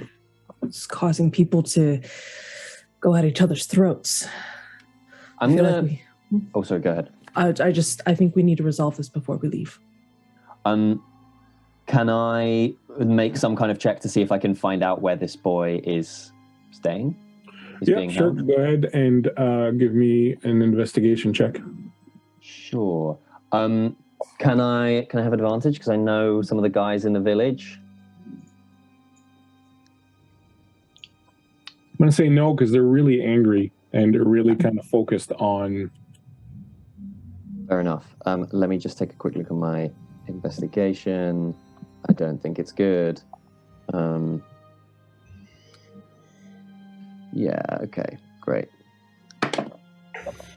That's a 3. Axel does not get far. But you do get punched in the teeth for your effort as you sort of go in and start trying to separate some of the men to start asking questions. One of them just turns around and pops you one, and that, and he looks like he's going to come, and then a couple others are kind of pulling him off, and like there's like kind of a general melee going on. The two leaders are busy smacking each other with the staves, and this looks like it could erupt into a whole thing. As soon as Axel gets clocked, I will walk into the middle of it and yell, "You should all be ashamed of yourselves!" That's my girl. Axel was about to say something much ruder, and hearing that is just like... And as this is happening, you come in and you yell, and you're getting the same thing. You get pushed back as some of these giants are just like, they're sort of beyond any reasoning at this point. The anger has just rippled through the entire town, and they're just looking to get into it. So you get pushed back, and you go flying back like several feet as they're so much bigger and stronger than you. Can I try and catch Saga as she comes back? You can try, but on top of that, You don't have to roll. You can sort of catch her, but I would like for you, Saga and Arya, to make opposed charisma checks, just to see if in this moment of intensity and the physical pain, a change occurs. Remember, Saga, that you roll with advantage because it's your body. 19 for Arya. Charisma saving throw. Well, just make a charisma check. Roll your charisma and add your roll d20 and add your charisma bonus, basically. Same actually. 19, 16 on the dice plus 3. All right, so I will say you stay in your body since it's your body, so you'll get the tie. You feel like as the pain of the blow and sort of all the emotions going on, you know, whenever you feel almost kind of like you might lose control, you can feel that Arya, without really even trying perhaps, has kind of started slipping forward, but you managed to kind of clamp down on it and prevent that from happening. I still have that fire in my chest, and as Axel catches me, I scream back into the crowd, "A child has lost their life, and this is how you're going to act? Shameful! A mother is sitting in her home alone now, with nobody to love. A parent should never have to lose their child. And this is how you're going to act?" A few of them turn around to sort of look at you and kind of pause in what they're doing. And they see, but you're seeing that your words are not having much of an effect on the whole troop of them. There's like, you know, several dozen men here, and I lean into Saga. Or that anger and violence has sort of really taken hold of them. It's very difficult to. I lean into Saga, and I say, when they're like this, they won't listen to us, but they might listen to her. Come on. I'm going to head in the direction of the mother's home.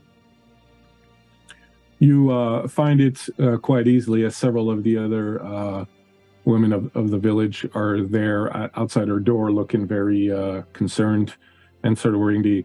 The women are mixed. Like there's women from the upper village and the lower village sort of all together, looking at their men with some with disgust, some with a little bit of fear or apprehension. But certainly all of them look very disturbed and concerned with what's going on. As you approach, one of them will look at you and go, "Who's this then? Is that a human?" How well known is Saga? Everyone in Ketelheim has heard of her, and she's generally respected because of what has happened. I say, "This is Saga Thainsdottir. We were looking for the boy's mother." Well, Inga's in the house here, but I don't know that she'll see anyone. She's quite distraught, as you can imagine. Of course. You're welcome to try. Ladies, let this one through. This is Saga Thainsdottir, and you hear, you know, and they're all kind of trying to get a glimpse of you, and everyone's heard of you. This is maybe a law thing that is happening right now. Axel sort of gets the sense that this, because all of it, like, he didn't think so when he was coming over, but he just sees this crowd of women gathered together and sort of gets the sense that this might be like quite a intentionally female space that he is wary of treading on suddenly, and frankly a little intimidated is the wrong word, but he sees this group of women and he sees what's going on here, and he sort of goes, "I think maybe I shouldn't pry here," and sort of leans down to Saga and goes, "No, I think she might appreciate your words rather than mine." I don't. Taking a very deep breath. I will try. And I say to her before she goes, "I don't believe for a second that another child could cause the death of a young boy. These people have been competing for generations, but they don't want to hurt each other. And to do something at that age is terrible. I can't think what's got into the men that they would accuse him of such. I want to believe that as well. I'll try to uncover as much as I can. Axel sort of steps back and just like squeezes your hand a little bit because he sees that, this is a little nerve-wracking for you, and just says, see if you can work your magic on her like you did on the others. Sort of steps back. Turning and walking into the threshold, I'll go to meet, what is her name? Inga. Inga, in the back. So as you walk into the home, they open the door for you, and you see sitting in a chair near the hearth, looking quite sad and crying, is a Jotun woman with golden skin and blonde hair. And as you walk into the home, she looks up and a little curiously at you. Takes a bit of a breath and then sort of looks away to kind of hide her tears, and was wiping her face with a handkerchief. What do you want? First of all, my condolences, Inga. I do not mean to interrupt. I know that this is a very particular time where you might want to be alone, but I myself will be returning home soon, and I can't leave a place that I have grown to love in such disrepair. I can't leave a people that I've grown to love in such a sad state. Please, if you feel comfortable enough, can you please tell me what happened?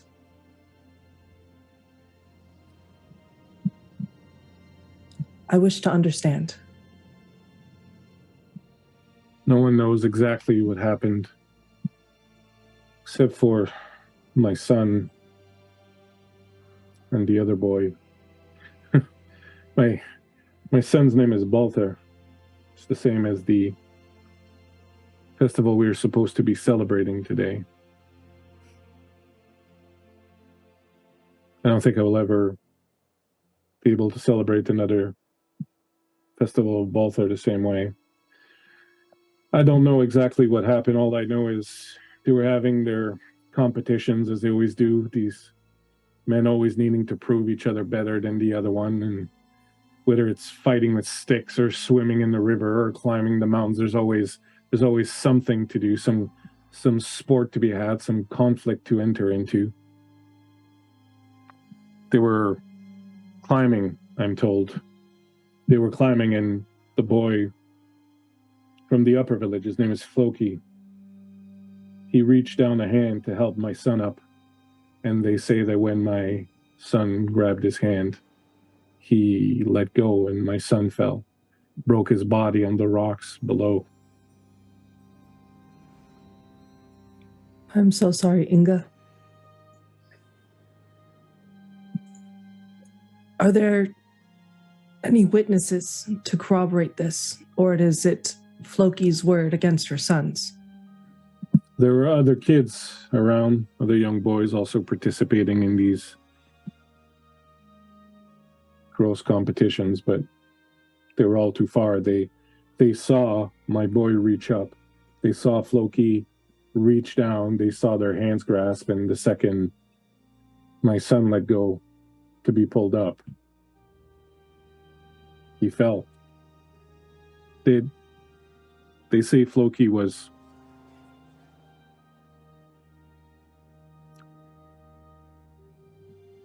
upset that he showed grief, but unfortunately this boy is one that's known to lie quite easily. He has a deceptive tongue. It is very difficult to believe him. But I don't know, I was not allowed to speak to him. I'm not even allowed to see my boy's body. It's already on the pyre, and I can't see it because the men have to settle violence with violence. I don't know how I feel in my heart. I wish I could believe that there was no malice in what Floki did. They were just boys. They were friends. Doesn't help that he's always a bit like a snake. You say that they were friends. They did not have any rivalry, albeit these games are competitive, but they never had a long-standing rivalry since they were children. They never had hatred towards each other. You said they were friends. From the time they were toddlers, they were always together. They were conditioned by, our two villages are constantly in these conflicts with each other, and a child is born, a child doesn't know these things, it is taught to them, and this is what happened. The two boys, as they grew up, were conditioned to believe in this made-up rivalry between the two, and as they grew up and they were more and more forced to partake in these competitions, and then this rivalry between the two, they started, I guess in some ways, to think that it was real, that this is what they should do. But I find it difficult to believe that even a little lying runt like Floki would intentionally murder my son. I think I might be able to forgive him if I were to be allowed to see my son before they burn his body.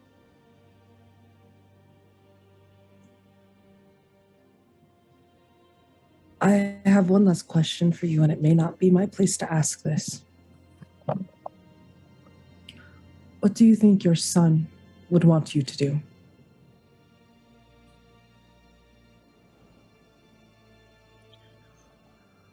My son, he was very well loved. Everyone loved him. He had a way of making people at ease, comfortable, make people laugh. He didn't even try. He didn't even force it. He was just a pleasant boy. Everyone loved him. I loved him so much. I don't believe my son would truly believe that Floki intended him harm.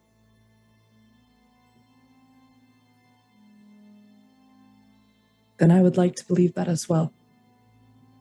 You knew your son better than anybody. You brought him into this world. You should have never seen him leave it. But you are the one standing here now, and the only one that can make this decision. If we continue to let them fight like this, the entire village will rip itself apart. And then you and Floki, nobody will have anything.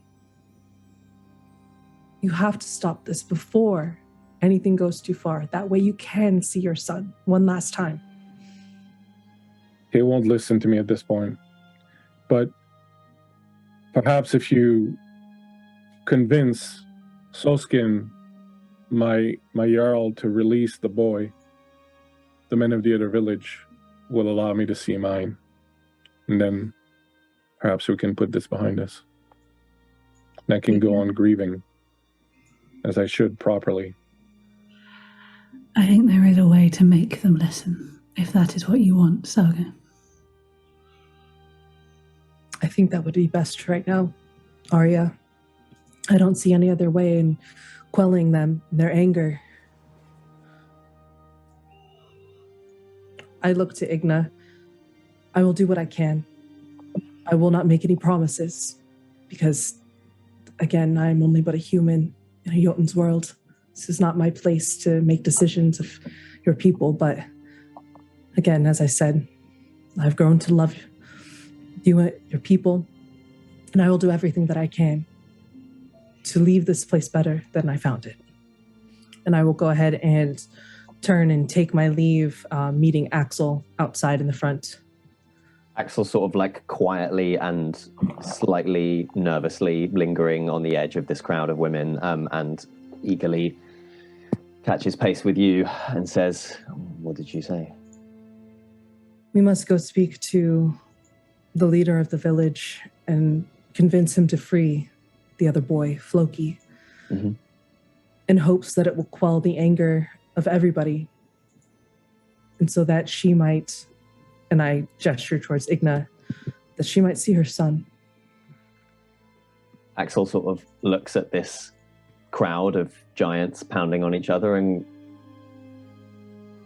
Sure, yeah, okay. Come on. It won't be the weirdest thing you've done today. So how do you plan on getting the two leaders' attention? They're in the middle of a shield circle right now, armed with staves and looking like they're about to beat each other up over the head with them. How do you want to go about getting their attention? Either of you. Yeah. What was that plan that you had? I was going to say it's not pretty, but it is very pretty. It's just also a little aggressive, but it will catch everyone's attention and make them listen for a short amount of time. I would suggest asking very politely Beltha's mother, Inga, to come out and stand with you so that as soon as we have their attention, they can see her, they can be reminded of what this is all about, and hopefully they can feel shame. I can attract their attention and then you can come straight back and do the talking if you would like. You have seen my anger begin to bubble. I have a feeling that if I attempt to speak to them, that it will not translate as nicely. I will ask Inga to stand next to us, and then from there, I trust you. You think I'm going to be nice? Mm-hmm. Specifically, could you ask Axel and Inga to both stand some way away? Maybe by that tree that is conveniently 11 feet away. Of course, give a little wide berth, understood. Still kind of standing at the threshold of the door, talking to Axel, I turn around and beckon to Inga. May I ask just one favor, please? Can you stand with me for but a moment? Stand here. I would like to try something me and my counterpart would. She probably assumes I'm talking to Axel. Yeah. Totally not. So I nod along as if she's talking about me. She'll get up, she'll come over. I don't think it will avail us much, but I wouldn't be much of a mother if I asked you to do something and I was not willing to help. So what would you like me to do? Please just stand there and we will do the rest. And she does. She stands by you, clutching her little handkerchief and trying to look proud and not completely defeated. Arya, I don't expect you to be kind. I expected you to be firm. I can feel this flame roiling in our chest, and I think now is one of the times to unleash it. And with that, closing my eyes once more, letting my body over to Arya. When she has control, she will position herself close to the horde of men, safe distance from Axel and from Inga, and will take a breath, feel the earth beneath her feet to take just some power and comfort from this. This is the first time she has tried this since regaining any form of remembrance of who she is, and then is going to open her arms wide, her hands wide, her mouth and her eyes, and from her body will pour radiant, burning light. Everyone within 10 feet of her will just take three damage of radiant. Not enough to kill anyone, just enough to catch their attention. But more than the pain, it is stunning. It is sunlight and fire wrapped together. There is a gentle sound of music in the light, and the pain is not sharp. It is that sense of warmth and heat that grows to discomfort but is still pleasurable, like when you stick your hand too close to a fire, but so you get the comforting warmth but the pain starts setting in, and she will just unleash this radiance and wait. And the effect is immediate, as some of the men that are closest to you, like, jump back and, feeling the pain, sort of roll around the ground and sort of clear the way. And their screams and their yelps of surprise, and those of the women, of course, also that are on the other side who witnessed this thing, calls attention to it. And the other men also sort of turn around and see this and all, like, kind of react to it. And as they do, they kind of part, and the two leaders who are about to sort of fight kind of look over and see what is going on, and you see that there's consternation sort of spreading throughout, and as they watch you, they all sort of silently kind of just stare at what's happening, and the two leaders, their weapons sort of drop down. And how dare you? You gather here to protect the life of one or both of these boys, to honor them, to revenge them, and all you can do is bring death? Do you forget why you're here, or has your manly and violent need to show who is strongest taken over? Look at her. We'll gesture to Inga. This is who should be in charge here. This is who should be talking, who you should be listening to, obeying, and respecting her wishes. She lost a child. You claim to care. You claim to be coming to blows for this. Prove it. Prove that you aren't just arrogant, warmongering children, but that you actually care about the life of these boys. She hasn't seen her son's body. She hasn't been able to say goodbye, to care for him, to bathe his wounds, and to send him on his journey. You have barred the final path of a mother and child. How dare you? You clear the way. You let her see her child, and you listen to her and what she believes should happen. You call out this other child, who is not a man, not an arrogant, aggressive warrior, and you listen to him. And then, when you have done listening, maybe you can decide what to do. But you stop this now. Am I clear? it is justice we want, justice for a slain boy. And Jedediah yells, and we want our boy back. He's just a boy. He didn't know what he was doing. It was an accident. I asked a question. I did not ask for comments, opinions, or a continuation of this fight. I asked one question. Am I clear? You say yes or you say no. The two leaders sort of turn and look at each other. And one of them, the golden skin one, Solskin, looks at Inga and goes, she speaks for you, Inga. And Inga says, you would not listen to my voice, so I found one that you would listen to. And they're sort of staring at each other. What do you wish to do then? You want surely justice for your boy's life. She says, I just want to see my son. Floki and Balthar were close, they were friends. I cannot believe that Floki did it on purpose. If my heart is able to see that as truth and to find it possible to forgive him, then you should be able to, and you should let me see my son. And the darker-skinned leader, Saga, says, we don't want to prevent you from seeing your son. We just want Floki back. He has a mother too, and we would not want for two mothers to be grieving on the same day, on this day that we're supposed to celebrate Balthar, your son's namesake. And finally, the other one says, well, we'll release Floki to you if you agree that once tempers have cooled down a little bit, we can have a serious discussion about what happened, and that we will let our rules of law guide our hands if needed. And Saga says, if you release Floki to us, we will allow Inga to see her child, absolutely. And so the men start to move around.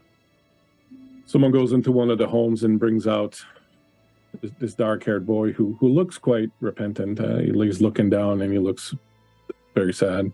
Insight check. I know I've done this before. May I have advantage on this because I'm very used to sussing the excuses of young boys, given my 4 brothers. I have been dealing with their nonsense for the best part of my adult life. I mean, you have inspiration. You can always just use that. I was about to give you disadvantage, actually. So we'll call it a straight roll. What? I will not ask again. No, you can. I'm not trying to be a jerk here. Why do I have disadvantage? This is his namesake is Loki. This kid is rather well versed in the arts of deception, and so if he is trying to deceive you, he would have advantage in protecting himself from that. Because fair enough. Not just because you asked a question. Disadvantage. I'm gonna roll. Disadvantage, double disadvantage, triple disadvantage. I'm gonna roll with disadvantage. No, but you can roll normally because I agree with you that you should have advantage, so they can cancel. Oh, okay, sure. In that case, that's an 18. Right. You find it extremely difficult to read this boy, and this is what I will tell you: he is absolutely sad about something. There is true sadness there.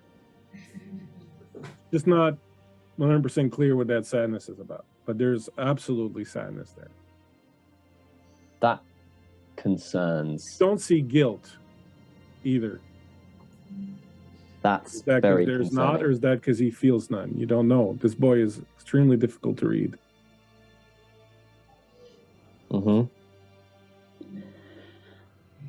If the crowd part and let Inga see Bolther, then Arya will walk with her and will just around the pyre again, just touch her hand to it. What was his favorite flower? The sunwells that grow just on the edge of town, just at the foot of the escarpment between the 2 villages. That is a good choice. They are beautiful.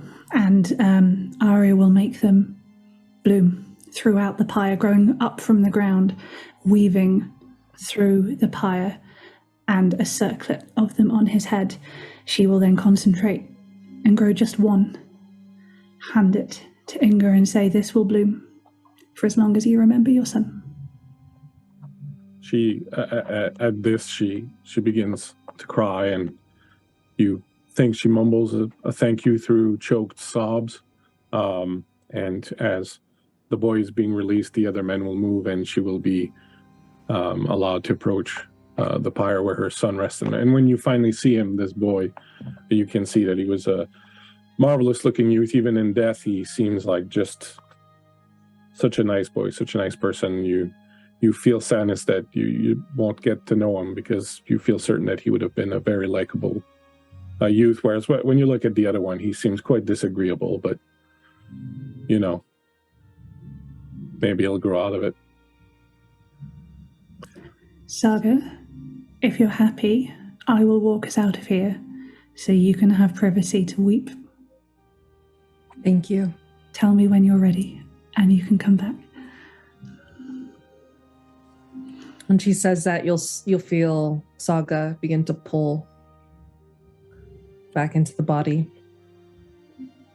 You're sure? Arya relinquishes.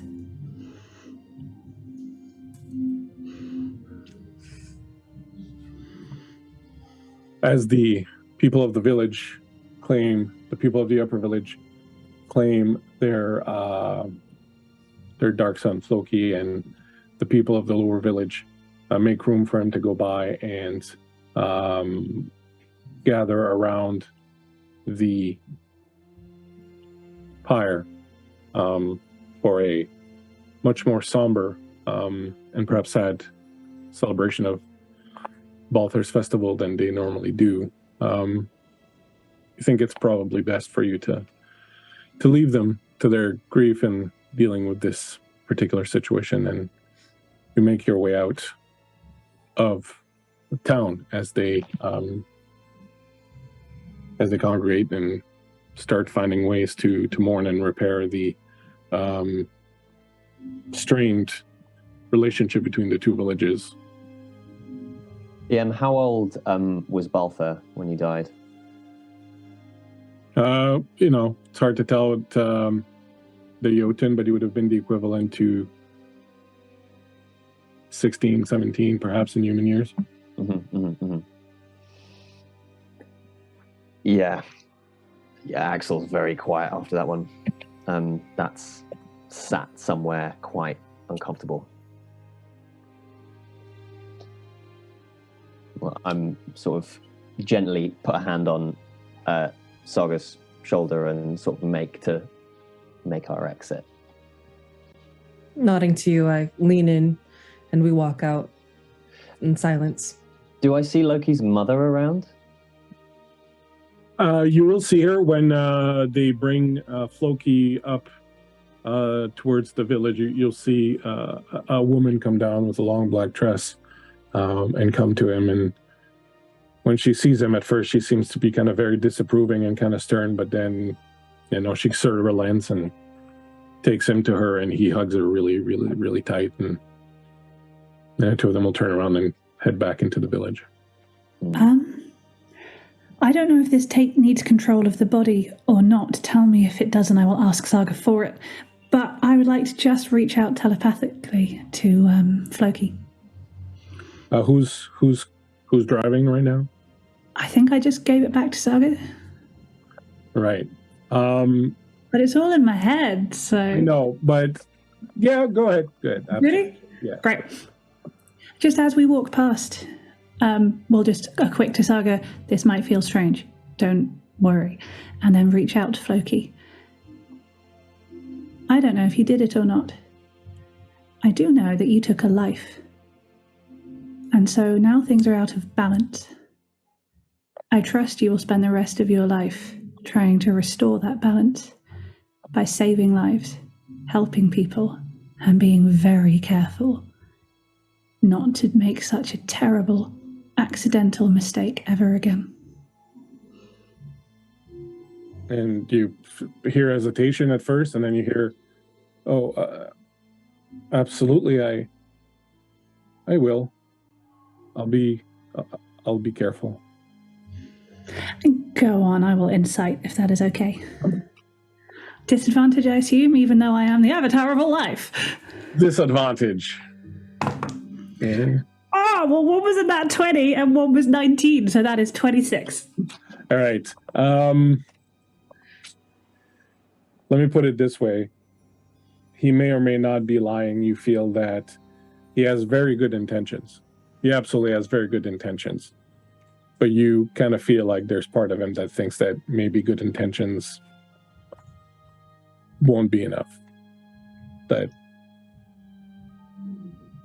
he has good intentions. He absolutely intends to be careful. I think feeling that and trusting that her knowledge of this, when he clearly works very hard to hide how he's feeling from those around him, will spook him, will just say, she will make her tone relent a little and just say, good intentions are enough if you make them so. You are in control of that. Do well. I believe you can. He has no answer for you on this one. Good. And we toddle off out of range. I have not heard any of that, and I say to Saga, I fear that boy is going to need a firm hand, and he's not getting one at the moment. As if catching me out of a daydream. Oh, yes. I personally, I would be more wary of that one in the future. He is going to try. He may not try hard enough, but he does fully intend to try. Axel makes a mental note to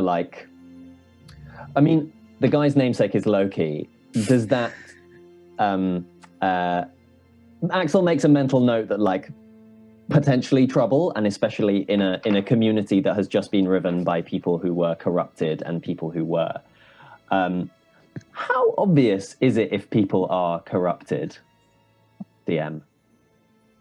Sorry, say that again. How obvious is it if people are corrupted by the forces below? There's none. None of the Jotun or Jotunbane were corrupted. It was the Titans who were. Got it. Okay. And the cleansing that happened at the Battle of Yggdrasil, there's no necrophage or any corruption sort of lingering around. Yeah. Well, Axel knows only too well that ordinary Jotunbane can take a very dark turn if allowed, and makes a mental note to keep a very close eye on Floki as he grows up.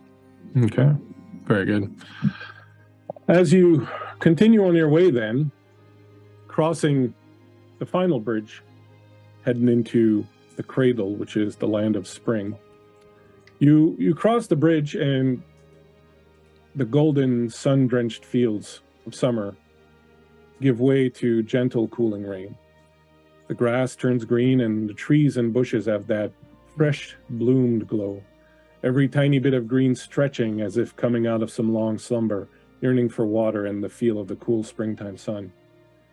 Along the road, you notice fruit trees growing, a vast orchard that seems very new, with most of the trees still too young to bear any fruit, though a few do. The apples, when you approach them, Saga, are golden, something you've never seen before. You pick one up and show it to Axel. What is this? I've never seen these before. If there is one thing that I regret about your stay here, it is that you came to stay at one of the only times in the history of our people where you were not able to taste these. You mean Is that... if I tried to eat this now, I wouldn't be able to taste it? It's not ripe. Oh, but it looks so precious. You just wait. You can't. I know, but oh man, these are Idun's apples. And as he says this, Saga, you remember Idun. You remember that when the heroes that saved you in Myrkdedenfjord in the underground came to you, there was a Titan with them, a woman whose name was Idun. And it was her orchard that had been corrupted and turned into the Black Orchard in the underground.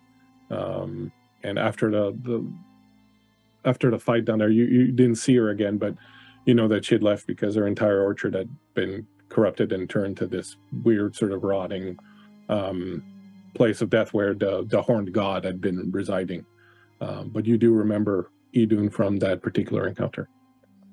I kind of regale Axel at this tale as I tuck this apple into my pack. As you... Oh, go ahead, please. Yeah, it's a terrible thing that happened to her. And it is a thing that the whole community has felt. And certainly our youngest Jotunbane are impatient to try her cider. My youngest brother Frey still hasn't managed to try it. He's not been old enough yet. As you discuss this and regale each other with these tales, you come around the corner and see on a little hill a little hut, a little home, and outside you see Eden busy working. She has been busy rebuilding her orchard up here, planting all these trees, and as you arrive, she is busy washing her hands from the morning's toil. You see her, and you see beyond her her goat, Hadron, which you, Axel, know that Hadron is a very, very special goat because Hadron eats the tree leaves from the Golden Orchard and provides this mead that is the most celebrated and most sought after drink in the land. He actually, instead of producing milk, Hadron produces mead when he eats the the leaves from the golden apple trees. I just lean down to Saga and say, and that is the finest goat that ever walked the land. Why? It looks just like a normal goat.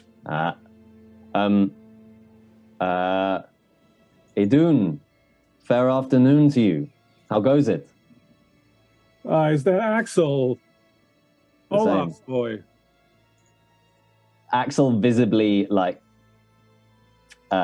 just, yes, of course.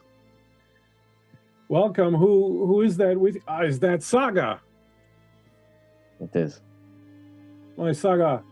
Been such a long time, and Idun will come down, finish drying her hands off, and she will come and meet you as you approach her. We were Her wondering hands if open, her arms open. She's a Titan, so she's just slightly bigger than you as a human. She's smaller than the Jotunbaron and obviously smaller than the Jotuns, but when you approach her, she gives you a nice big abbraccio, you know. We wondered if, as perhaps a leaving present to our guest, we might be able to try some of Idun's mead. Absolutely. I just got some fresh one this morning. Please come. Make yourselves at home. There are some benches over there you can pull. Bring them near the fire. It's still a little damp and chilly out here.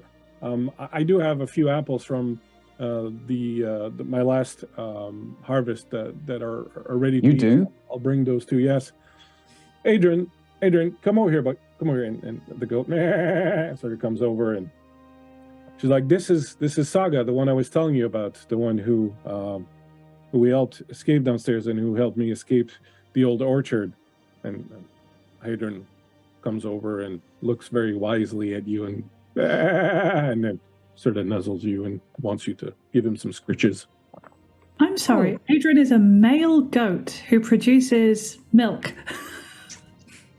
Adrian is neither male nor female. I've just been but Adrian is Adrian. Understood.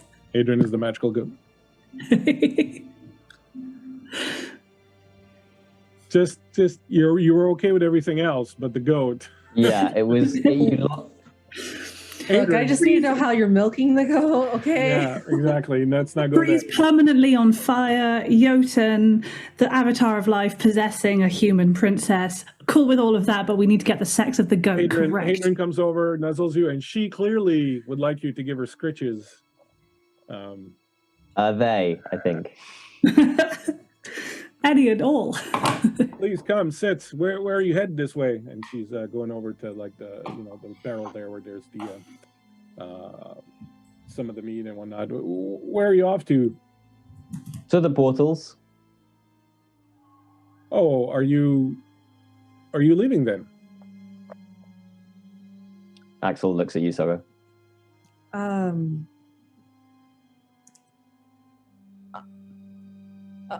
In a way, not really sure how to answer that just yet. Well, sometimes I find that we don't really know where we're going until we get there. It's very true. Takes a very long sip of mead. And it's fantastic. You've never it's golden joy. It's liquid joy. The second it touches your lips, it is so succulent, not too sweet, just perfect. And like you feel entirely revivified and like you're willing to die for this goat. I would die for this goat. I'm stealing this goat. No. You can have Hadrian, who's the goat, the greatest of all times. The goat. The goat. Boo. And what about you, Axel? Are you leaving as well then? Axel takes a breath to say no and pauses and then goes, no, I'll be back soon. Just escorting this one to the portals. I've been meaning to ask, have you had a chance to plant a tree for your father yet? Again, there's a beat and he's like, with everything, with with the rebuilding and with looking after Saga as she convalesces, and there's just been so much to do. I haven't managed to yet, but perhaps once I'm back from escorting her. I understand. Well, actually, I have something for you. If you'll permit, I will. And as she says that, she gives you this really weird look all of a sudden. And pain sort of shoots across her face. And you see her fall to her knees. You doing? And standing behind her is a person that you recognize. No. Who are they? You recognize Saga, Clothgilda, the Orkin assassin who almost ended you once. Immediately upon seeing her. Oh, sorry, go ahead. No, she looks at you and you get the feeling that she's been waiting quite a while for you to show up so that she can finish the job. Taking it upon myself, this is a moment of stress for Saga. Extremely high stress. She's going through a lot of PTSD after that particular incident, and now seeing this assassin in front of her. Arya, you are able to try and take over the body at this point in time if you want to. Do you want to relent, or do you want my to mind screaming? If I'm sensing panic that is going to stop Saga defending herself, then yes, I will take over. You get the feeling that there's... Well, I'm not going to answer. You answer that, Kayla. You would see Axel, my eyes roll back into my head. This is not just like some instance where I'm giving Arya my body over. You saw as I've gone completely pale as a ghost upon seeing her. My eyes roll back into my head, and suddenly the attention is brought back, and you can tell that Arya is here. Axel, it's me. Defend her with your life, okay? I'm going to do the same. Silent nod. The bow is already coming off the shoulder. And as you do that, you hear sound from behind you. And when you turn, you see two other Titans approaching. They have the red, black, desiccated skin of corrupted Titans, as you faced during the battle of Yggdrasil. And let us roll some initiative. Oops. Okay.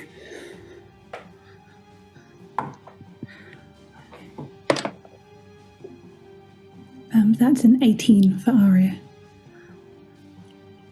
21 for Axel. Nice. All right, so please right-click on your character's token and in the label, write your initiative, just so that it's easy for me to keep track.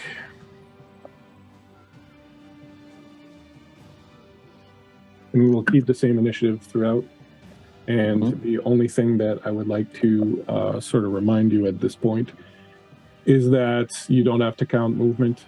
The zone is small enough that you can move pretty much wherever you want within the zone without having to worry about that. And if you're doing an AoE or a spell, we'll just pull out the ruler and sort of check it out.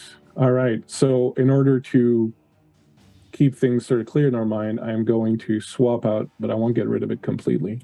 But I will swap out the tokens for Liv and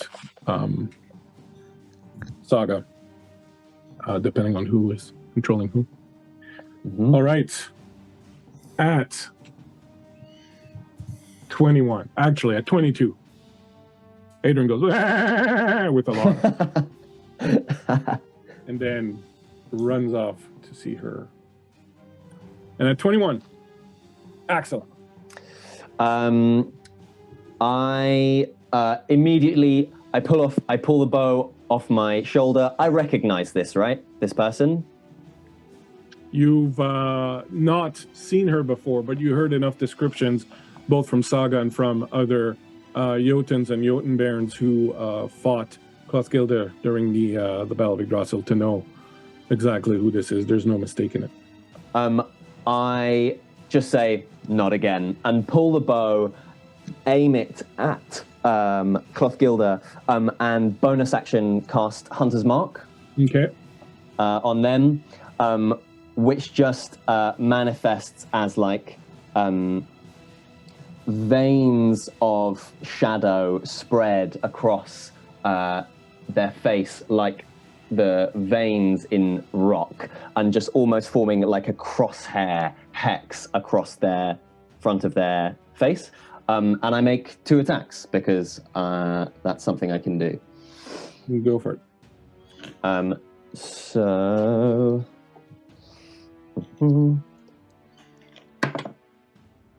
first is a 20 to hit. That hits. And the second is less good, 11. That misses. Okay, so that is... excuse me. I believe that is a D8,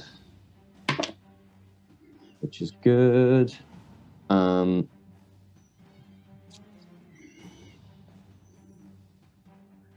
That's 11 points of damage, plus Hunter's Mark, which is a D6. 15 points of damage on that arrow. Awesome. And I'm then just going to move to be slightly between the Titans and Arya. All right. Then at 18, Arya, as you can see, the 2 corrupted Titans with great axes sort of coming up, screaming behind you, and Klothgilda having just taken a shot from Axel's bow, sort of recoiling a little bit, and Eden in front of her, kind of on all fours now, bleeding from the wound that Klothgilda has afflicted her with. Mm. I'm going to move into Klothgilda. Now, I know this, I guess, a bit of a mechanics question, I'm afraid. I know Saga is holding a sword and a shield, so I know moving into melee is not terrible if she gets control back. I punch with unarmed things, which means I want to drop her sword and shield. You don't have to drop them. They're just stowed away for now. Brilliant. Fantastic. I really didn't want to make Saga have a mechanical nightmare when she gets back. Thank you. You are kind. I have one other mechanics question, which is, you can tell me if I'm being cheeky and I wouldn't know this, but given my knowledge of my brother, do his followers have any kind of immunity or resistance to necrotic? I might not know. I have no way of knowing. I just don't know. That's reasonable. I've been in a tree for millennia. I'm going to spend a key point to use Flurry of Blows. So I'm going to make 4 attacks. Okay. There wasn't a lady who lived in a tree. Right, let's see. That is, I add 7 each time. So that is a 22, a 23, a 17, and a 25. 17 misses. 17 misses, good to know. So 3 of them hit. Wow. And given them one of them missed, let's try. I'm going to use my Hand of Harm on the first one that hit to deal an extra 1d6 plus 4 necrotic damage. Okay. So they are all... I deal radiant damage, right? Do I deal radiant, or is it just bludgeoning? It's just bludgeoning unless you're using power. Yes, I'm not. So it's a lot of bludgeoning, but they count as magical weapons if that matters. So that is... Give me the first attack separate, the one with the necrotic and all that, give me separate from the others. Okay. Oh, I have a staff. Who knew? I should have known. Never mind. I will do... So first one, that is a 4. You have a staff. His name is Axel. So that is 14 points on the first strike. Is that with the necrotic? So that's the first one that's, bludgeoning and necrotic. She uses her uncanny dodge on this one to get half damage on it as she's up. That's reasonable. Just kind of clip her. But then the others are 2 6s, so that's 12 plus 4 plus 4, 20 points of bludgeoning damage. Total? Okay. And that is movement action, bonus action. That's me. All right. They will get to go then at 8. And we will begin with the Corrupted Titans, who will...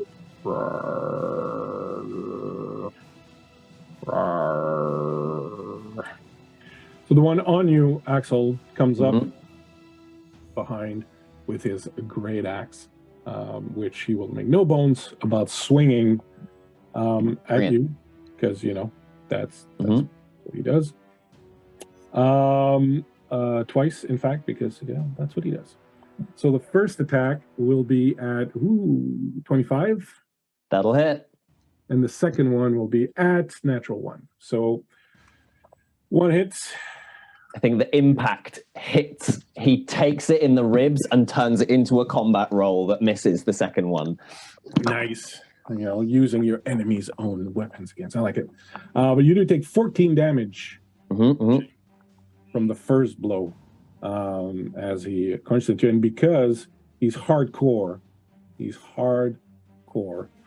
going to action surge right away. Oh boy. We'll take one additional action, which will be 2. Guess what? Two great axe attacks? Perhaps? Yeah. You read him so well. 24. Damn. And 28. That'll do it. So that's... Oh, and one was a natural 20, so that was a crit. So you take 16 damage from the first one that was a crit. I know someone has something that protects them from crits. I don't know if that's you. I don't think so. It's not me. Okay. I think it's Saga. And the second one will do 10 damage. Okay. Great. Axel thinks he does really well on that first little roll and then takes 2 huge swing cuts and totters back. That was not good. That was not good. And Arya, one of them is coming at you live. Same thing, a couple of great axe attacks. The first one will miss because it's a 3. That will miss. Natural 20. That will sadly hit. For 28, and so, yeah. The damage on that one will be 21 damage. Ow! Okay. The pain is all too real. And you know what he's going to do? Is he going to do it again? Oh, yeah. He's going to use his action surge because, they're not here to mess around. So... that one's going to miss, gets a 3. Good.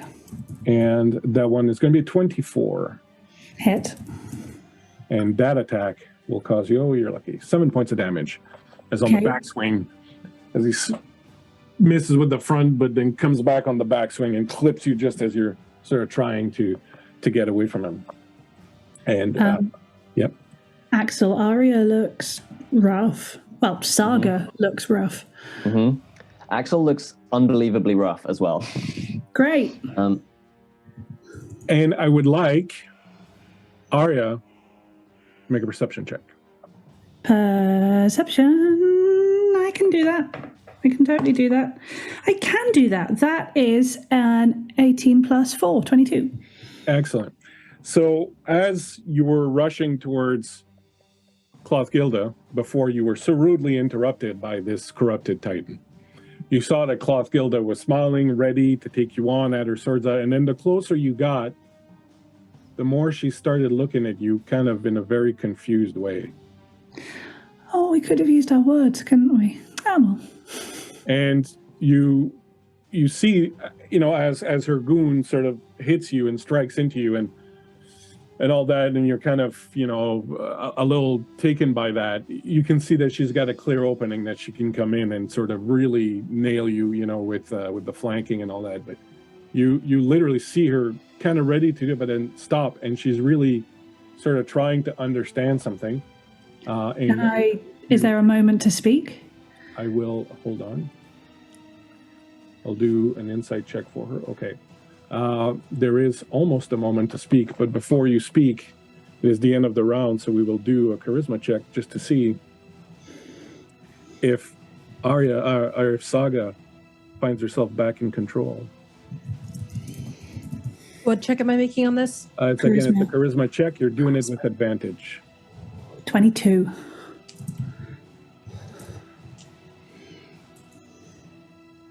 No. And that's all you hear from Saga. She doesn't want to get out right now. You're relenting? Fortunately, I did not. I have the advantage. I didn't make rolls. So you won? I lost. Arya still has control. Okay. So there's that kind of moment, and as that's happening, Clogilla seems really sort of confused, and she doesn't back out, but she doesn't take the clean opening, and you can tell that she's kind of like trying to ascertain what possibly could be going on. If you wish to speak, you'll be able to on your action, but for now... Hang on. Talking is a free action. Talking is a free, well, maybe in Land of Roll Together where you host interview shows that are called, no. Absolutely, go ahead. Okay. Sorry, I didn't mean to be like, but it must be the rules, but just checking if I'd had to burn I don't have to burn an action to do it. So, no. Okay, good. Let's say something simple and short. Understood. There are 6 seconds.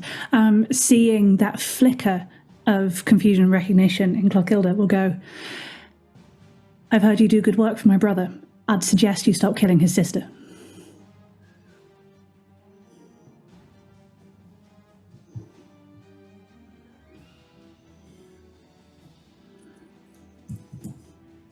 Intriguing. All right. Oh, I just rolled a 1. Okay, then.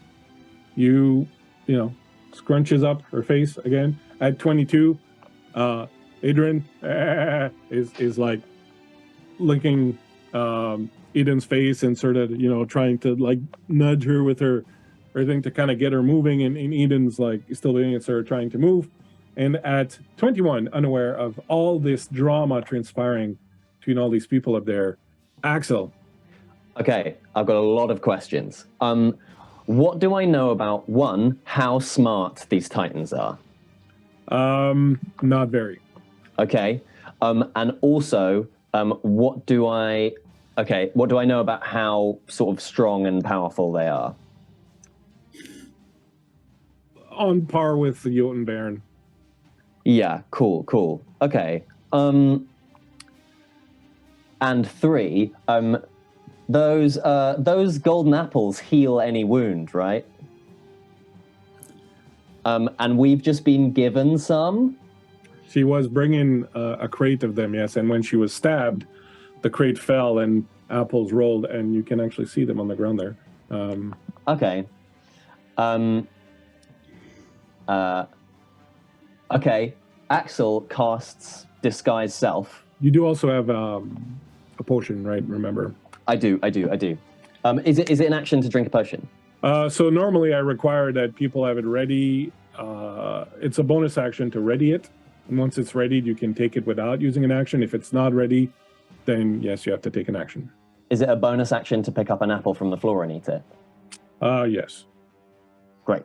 I'm going to say, I'm going to cast Disguise Self to make me look like a corrupted Titan, but specifically one dressed in the kind of roguish, stealthish armor that Clothgilda has, and shout at the one towering over me, "Brother, why?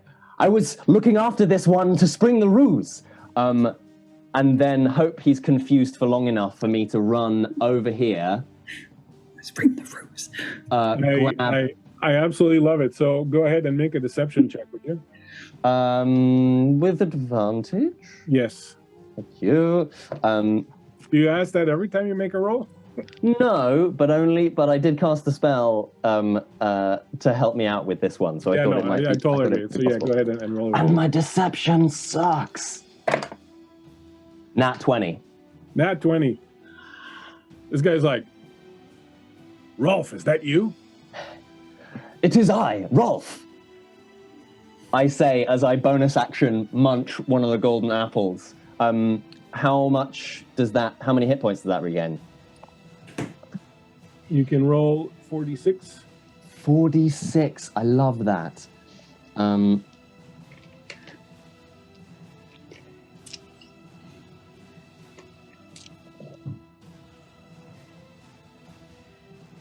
That's pretty good. Okay, I really needed that. 11, 15, 17. And you add 6 to it. Add 6. Yeah. Amazing. 17 plus 6 is 23. And while I'm at it, I will say to him, quickly, secure the goat, but do not harm it. Do we get to eat the goat after? Only once all the mead has been milked from it. All right, Rolf. I'll do it. You still owe me 17 gold, by the way. Don't think I've forgotten. Of course, brother. You suck at cards. And he will go forward and head towards Hadron. And you munch your apple. You're feeling quite relieved as this energy spreads through you. And your wounds are closing, and you're feeling very refreshed and very vivified. Excellent action. At 18.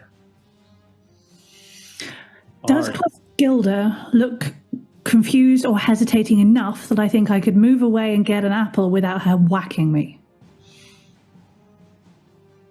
Mayhaps. Let's try. Yeah, I will try and step away, pick up this apple, and eat it as a bonus action.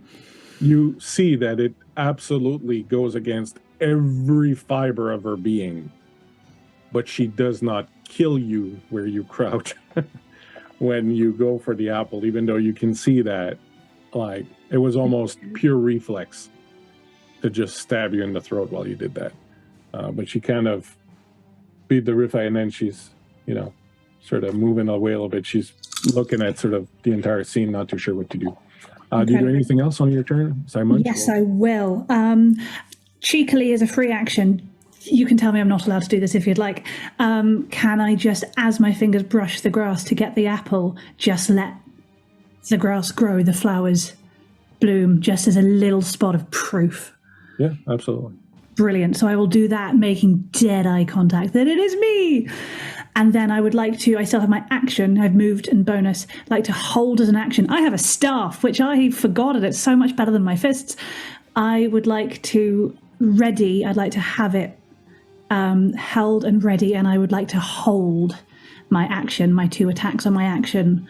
Well, you've taken an action to get the apple and eat it. You said it was a bonus action to eat an apple. That's not at all what I intended, but okay, if that's what I said. Sorry, am I, Guy, you had... That is what you said, because disguise self, I think, is an action. Maybe disguise self. Oh, yeah, no, that's right. You're right. You said, is it a bonus action? Pick up the apple, and I said yes. Absolutely. You're totally right. Sure. I don't want to game it. But I will come clean, and I have just remembered that you can only use 2 attacks per turn if you use it on your turn. So I am holding 1 attack with my staff.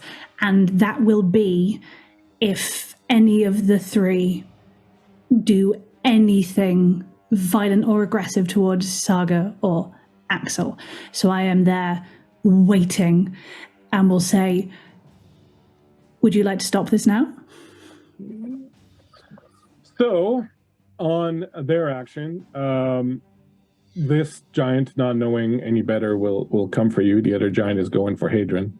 Hadron will, seeing this, put her head down, take a run at the giant, and ram him right in the nether shard, doubling him over in pain. But the other one is coming at you, and then we'll see what Clothgilda does. But the Corrupted Titan comes at you and swingeth his axe at you. Do you wish to use your action against? I do. I was very clear. And go for it. So it's just 1 hit, but it is a +10. That is... why can't I add 10? Come on, Rebecca. 22 to hit. The British education system? I don't know. I was very poorly educated. And then I didn't say I was using it two-handed, so I'll roll the d6. That is 4 plus 7, 11 points of damage. Nice. All right. Good on you. But however, that did not dismantle him, and so he will proceed to ask you a question. Ooh, rolled a natural 1. And the next roll is a 16, so 24 to hit. Oh, I was going to say 16 misses. 24, however, does hit. It's a good thing I ate that apple, and I'm almost back to full health. 10 points of damage. Cool. Crunch. As he crunches you with the axe. We go to Clothgilda's action, she's like, I don't understand. This is impossible. How? And she's backing up as this is going on. And she, after a moment of hesitation, you see her disappear, and a shot of mist sort of forms where she was, and just beyond the a little bit at the other end where the trees sort of start, you see foliage move and mist, a trail of mist sort of disappear through there, and Clothgilda is gone. We're at the end of the round. Do you wish to relent again, or do you wish to make a roll to see who gets control of the body? Clothgilda. I do not take control of the body. Okay. Clothgilda's gone, right? Looks like. And the Titans don't know the difference between us anyway, so that's pointless. What do I feel from Saga, Kayla? Do I feel like she would like the body, but is just not strong enough to take it back at the moment? Or is she going, nope, drive? Spiraling, like imagine Saga sitting in a dark corner all by herself right now, huddled, just like fetal position, muttering, no, not again. She has relinquished full control to you. This is the first time you've ever felt her just hide. She's turtling right now. Cool, that's a problem that we'll deal with as soon as possible. So, in the next few moments, now that Clothgilda's gone, and she was truly the most dangerous one of the opponents, the other ones were just there to keep you busy. You manage, with the help of Hadrian, who's a very effective goat, to dispose of the two corrupt titans who are there, who don't really seem to know that Clothgilda's gone or so what's going on, but working together very efficiently with Hadrian, you do manage to dispose of the two of them, and after a hard-fought scrap here, both of you a little bit more wounded than you are now, you stand as the bodies of the two corrupted titans slowly disintegrate, and the earth reaches out to absorb them and sort of pull them into the earth below. Axel just spits on the ground where one of them was and gives Hadrian the most well-earned scritches a goat has ever scritched. And Eden is still bleeding, so is anyone going to do something about it? Yeah, I'm going to come over and feed her one of her own apples. All right, she looks a little bit kind of too wrecked for that. Does anyone have perhaps another way of helping her? She doesn't look like she feels like munching on an apple right now. If I notice that, I will definitely just lay a hand on her cheek and cast Cure Wounds. Okay, cool. So her wounds close up, and she sits up, and she goes, "That was a blast from the past. Is everyone all right?" And she's looking at you, Arya. We're going to need a moment. Take all the moment you want. She sort of sits up, and now that she's better, she reaches for one of her apples and starts to eat it. And Adrian comes over and nuzzles her, and she has with him, and she's like, "I'll go get you what I wanted to give you, Axel. I'll give you a moment." And as she says that, she goes inside the house. Thank you. Axel, give us some space, but be ready to come if we need you, okay? Who's asking? Arya. Saga's not talking right now. I'm going to see what I can do to get her back. I'm going to wait right here. Yeah, give us space, okay? You're dressed like a fighter, and the fighting is a problem. Axel comes to just sit here. As soon He as he goes further away. He doesn't go very far away. I'll take it. As soon as she's ready for you, you'll be... I'll call you, I promise. He's just very tense, sitting there.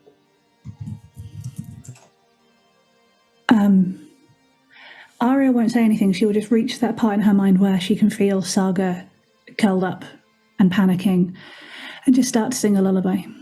She knows Saga's memories. There is a lullaby that Saga will find comforting and will remember from her childhood, and she will just start to sing it.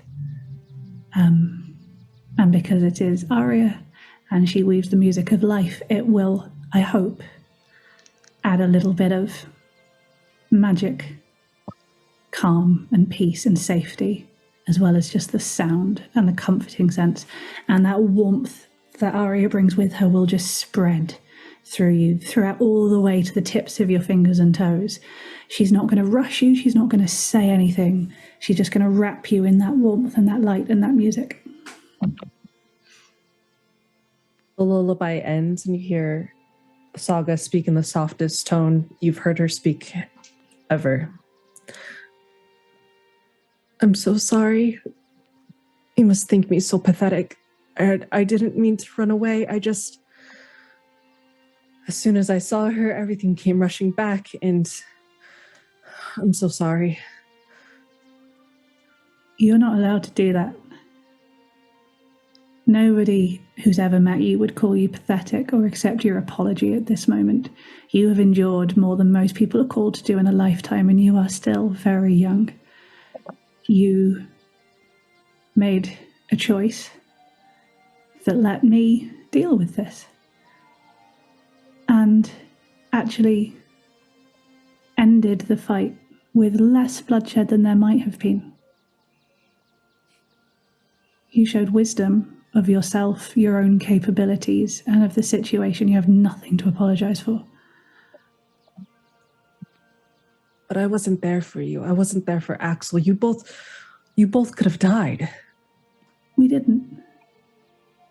Do you know what might have killed us? Is if you had seized control and kept control when you knew you were unable to wield it. You made a tactical retreat. That saved us.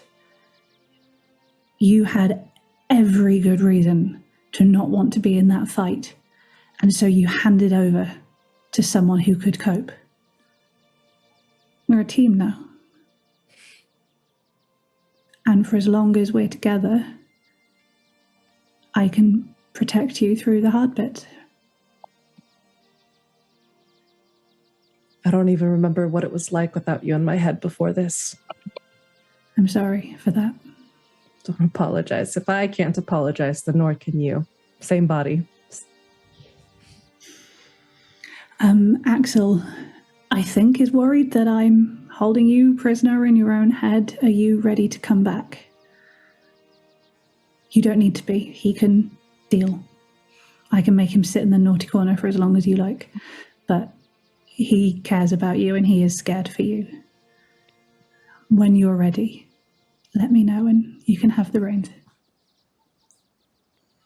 I think I've punished us both enough. All of us. Stop it. That's an apology without saying the words. I'm too old for those tricks. You're right. You're far too wise. All right. You can feel Saga trying to muster up the strength as if they're picking themselves off the floor and brushing themselves off. All right. Okay. You did really well. I promise you this. I won't run away anymore. I will rely on us, our strength. 'Cause together, I do believe that we are stronger. See, it's not running away. You're here. We take it in turns to ride. You didn't run away. You're right here. And I've got you. Ready? Before letting go and before taking back over, you can feel our consciousness just hug for a brief moment. And then pulling away, you can feel Saga taking back over. Axel, you can see again from the posture, from the change in the body language, that I'm back. And I pick myself up and walk over to you. I just charge in and just wrap my arms around you and lift you a clean 3 feet in the air. Hey. Scared me for a second there. I scared myself. But thanks to you, thanks to Arya, I think I know what I need to do. I sort of slowly put you down, and say, just before you decide,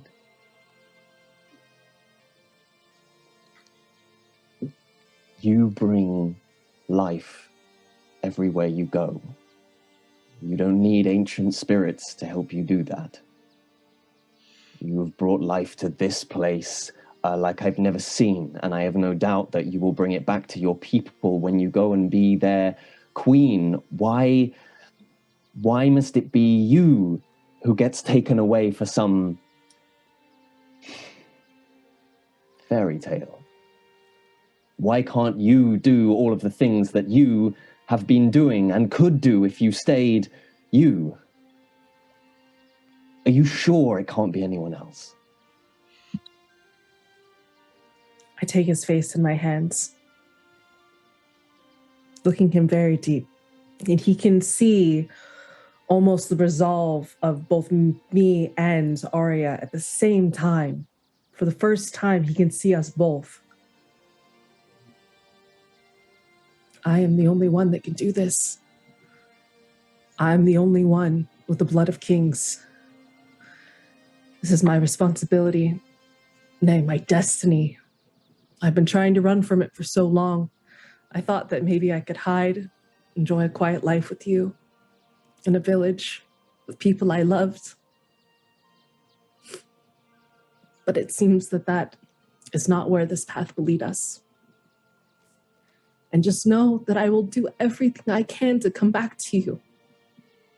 To our home. Better. But I need you to know the path I'm about to take, we might not come back. I know.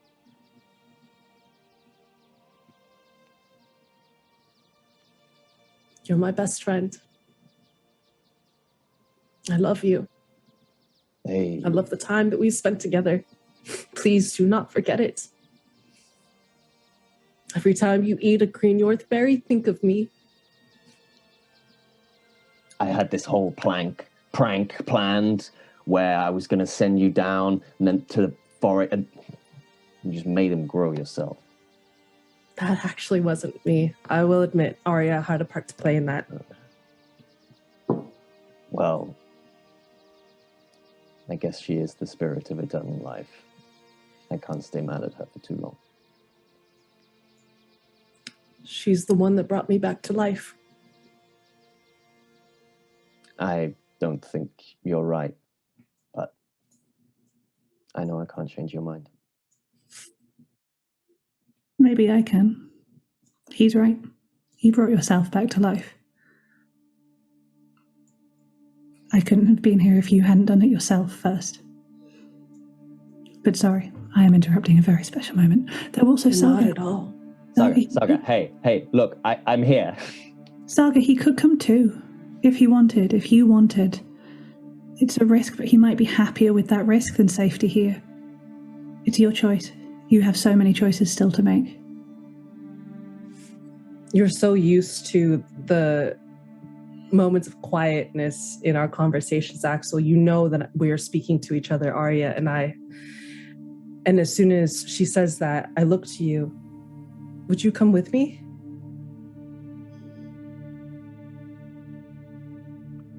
Would you come with us?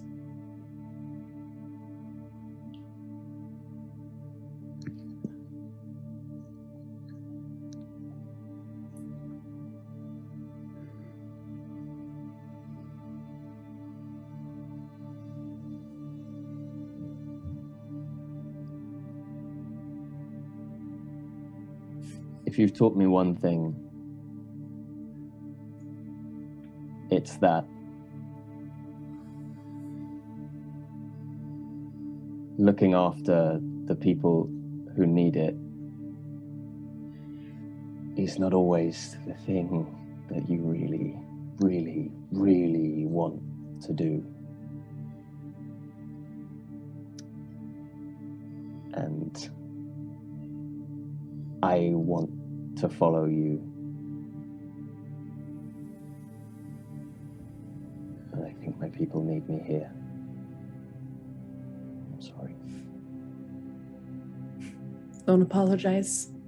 Wiping a tear away from both of our faces. I'll be back. But first, Arya and I must settle some business. He nods and walks off, finds a shady spot in the woods nearby. Not out of eye shot, but off.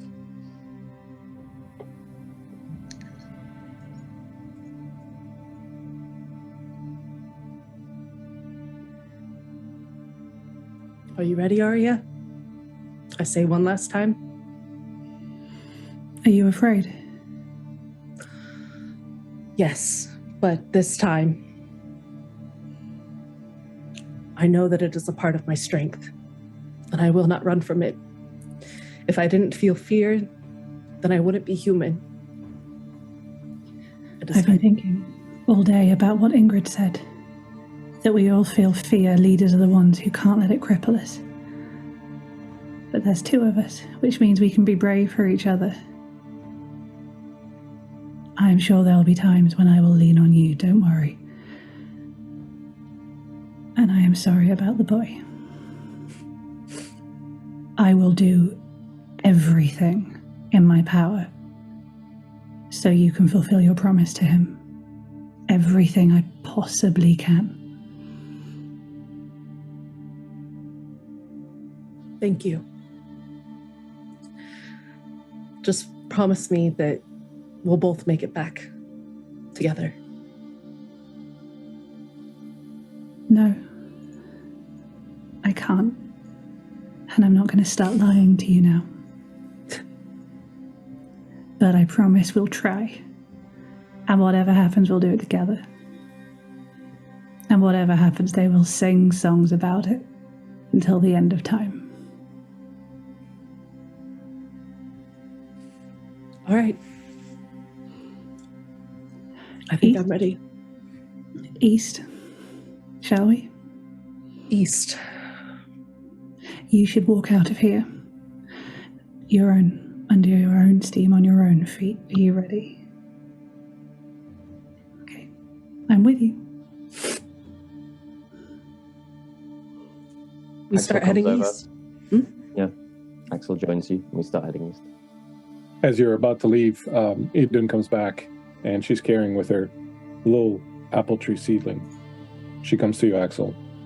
She goes, I thought since you're going towards the valley anyways, you might need this to plant.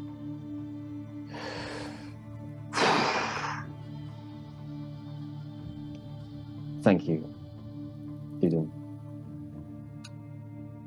Yes, I will.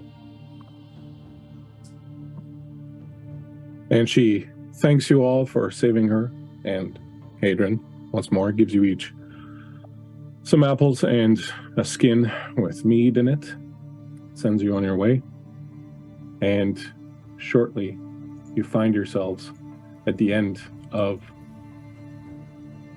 the cradle, facing two large stone gates, the gates of dawn and dusk. You're at the crossroad there by the bonfire. Both gates seem incredibly similar. When you look over to the west, you can see the sun is almost down over the down behind the mountains. There's just a little sort of sliver of it.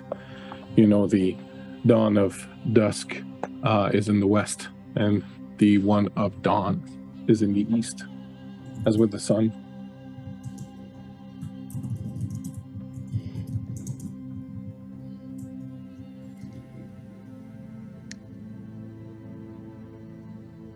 Are you ready? I just put a We're hand ready. on Saga's shoulder.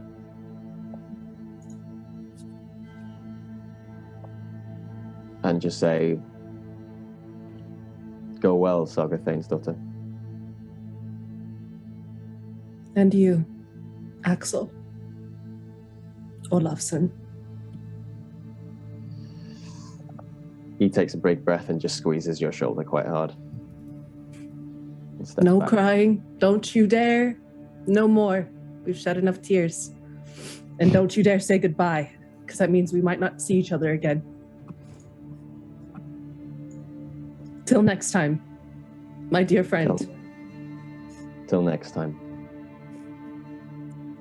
And as the two of you, I'm sorry, No, go ahead. as the two of you start walking, the two of you, meaning Arya and Saga, start working towards the eastern gate, you, Axel, see a perfect little spot right between the two gates where your father's tree, if you decided to plant it, might be able to get both sun and shade throughout the day.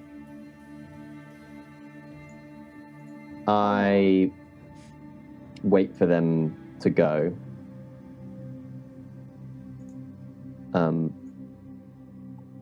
And if have they gone? Have they walked through? Yeah. You Yeah, see, walk through. I see them walk through, and I wait for them to disappear, and just starts weeping, not sobbing, not anything dramatic, but just that uncontrollable stream that he is just sort of wiping off, and he goes to that spot and just starts digging with his hands. And as Axel Olafsson starts digging with his hands in the ground of the cradle where life began, so many years, eons even ago, we end here our story of Livsdottir, the final saga of Saga, or just the beginning of a new one. There's nothing I can say. You're all so wonderful. Also amazing. I kind of just want to sit here and bask in it. For a little bit, everybody okay? Everyone doing all right? Look at those lovely faces. Thank you so much for an absolutely wonderful, wonderful episode. I knew that I was setting the bar super high, as Rebecca said when I started, and you guys pole vaulted over that thing with effortless grace. Thank you so much. If you will, I would like to call upon you one more time to remind people who you are, where they can find you, because you deserve all the attention in the world. And we will start here with Guy. Hey, thanks for watching. I'm Guy. I am an actor based in London. You can follow me on Twitter at GuyHClark. And I'm currently working on a Ukrainian play called Cassandra by Lesia Ukrainka with Rebecca in London. It's me. Thank you so much. And you had said this was your first session. If I had known that this was your first session, I would have thought you were like an old hand that has been doing this for 30 years and should have way more gray hairs in your beard. I told you he was really, really good. Oh, yeah, you didn't oversell it. I thought maybe you were going to oversell it, but no, you were absolutely right. So thank you very much, Rebecca, for bringing Guy into this little thing. Literally any time. Absolutely. And speaking of Rebecca. Hi. Yeah, I am Rebecca Hare. I do the theatre and the music and the TTRPG things. You can find me on Twitter at Rebecca__Hare. And you can find me playing a lot of D&D over on Roll Together RPG. And as Christian mentioned, hosting sometimes a D&D talk show that's very, very strange. But yes, if you search for Roll Together RPG on pretty much all social media or on Twitch and on YouTube, you will find us. And it's been an absolute joy and privilege to play with this fantastic group of people and to come and guest over here on Guild Superior. So thank you so much for having me. It's been wonderful. It's been awesome. Thank you. Thank you so much. Great pleasure to have you over here. And finally, our Saga, who put the Saga in Saga tonight here. From the TARDIS, Kayla. Thank you again so much for having me. I'm so excited to have been able to play again with Rebecca and also for the first time with Guy. Absolutely fantastic. Thank you for letting me get all these emotions out during the stream. Appreciate you all. I am Kayla. You can find all my stuff at timelordswife.com because I am the Time Lord's wife. But yeah, I want to do this again. I really enjoyed this concept, the way that we did this, being able to, again, role play with Rebecca as closely as I did. This was absolutely fantastic. Thank you. Thank you so much for this opportunity. Thank you for having come in. We will absolutely be super chuffed to have all of you back here as soon and whenever we can. Thank you so much, guys. You were absolutely wonderful. Beautiful role playing, great characterization. Thank you. Thank you for the story. Truly wonderful.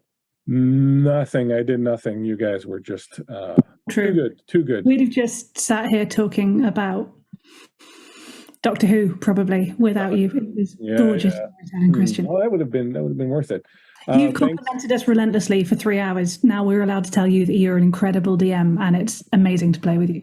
No. We'll cut away now. We'll cut away to He's like, Mike, stop the recording. Oh God. Help. Speaking of the recording, Miko, thanks so much. Of course, no one sees it, but Miko and I did a lot of back and forth during the thing. Miko handling a lot of the changes, stuff like that, and absolutely enjoyed the work with Miko. Thank you so much, Miko, for the production. I'm going to totally get into hot water with DM Dave for not plugging stuff, but I kind of feel there was a solemnity here to the ending of this thing, and I would kind of feel a little weird. You know what we're doing. Our stuff's all over the internet. If you want to find it, I'm the Bleakseason. This has been Shadesong Saga Interlude, Livsdottir, and we will continue next week with the rest of the In the Shadow of Our Pale Companion, where perhaps we will find out what happens when Liv meets her brother, Shadesong. Perhaps. Thank you so much for being here. Thank you for watching. Thank you to my players. Thank you to everybody.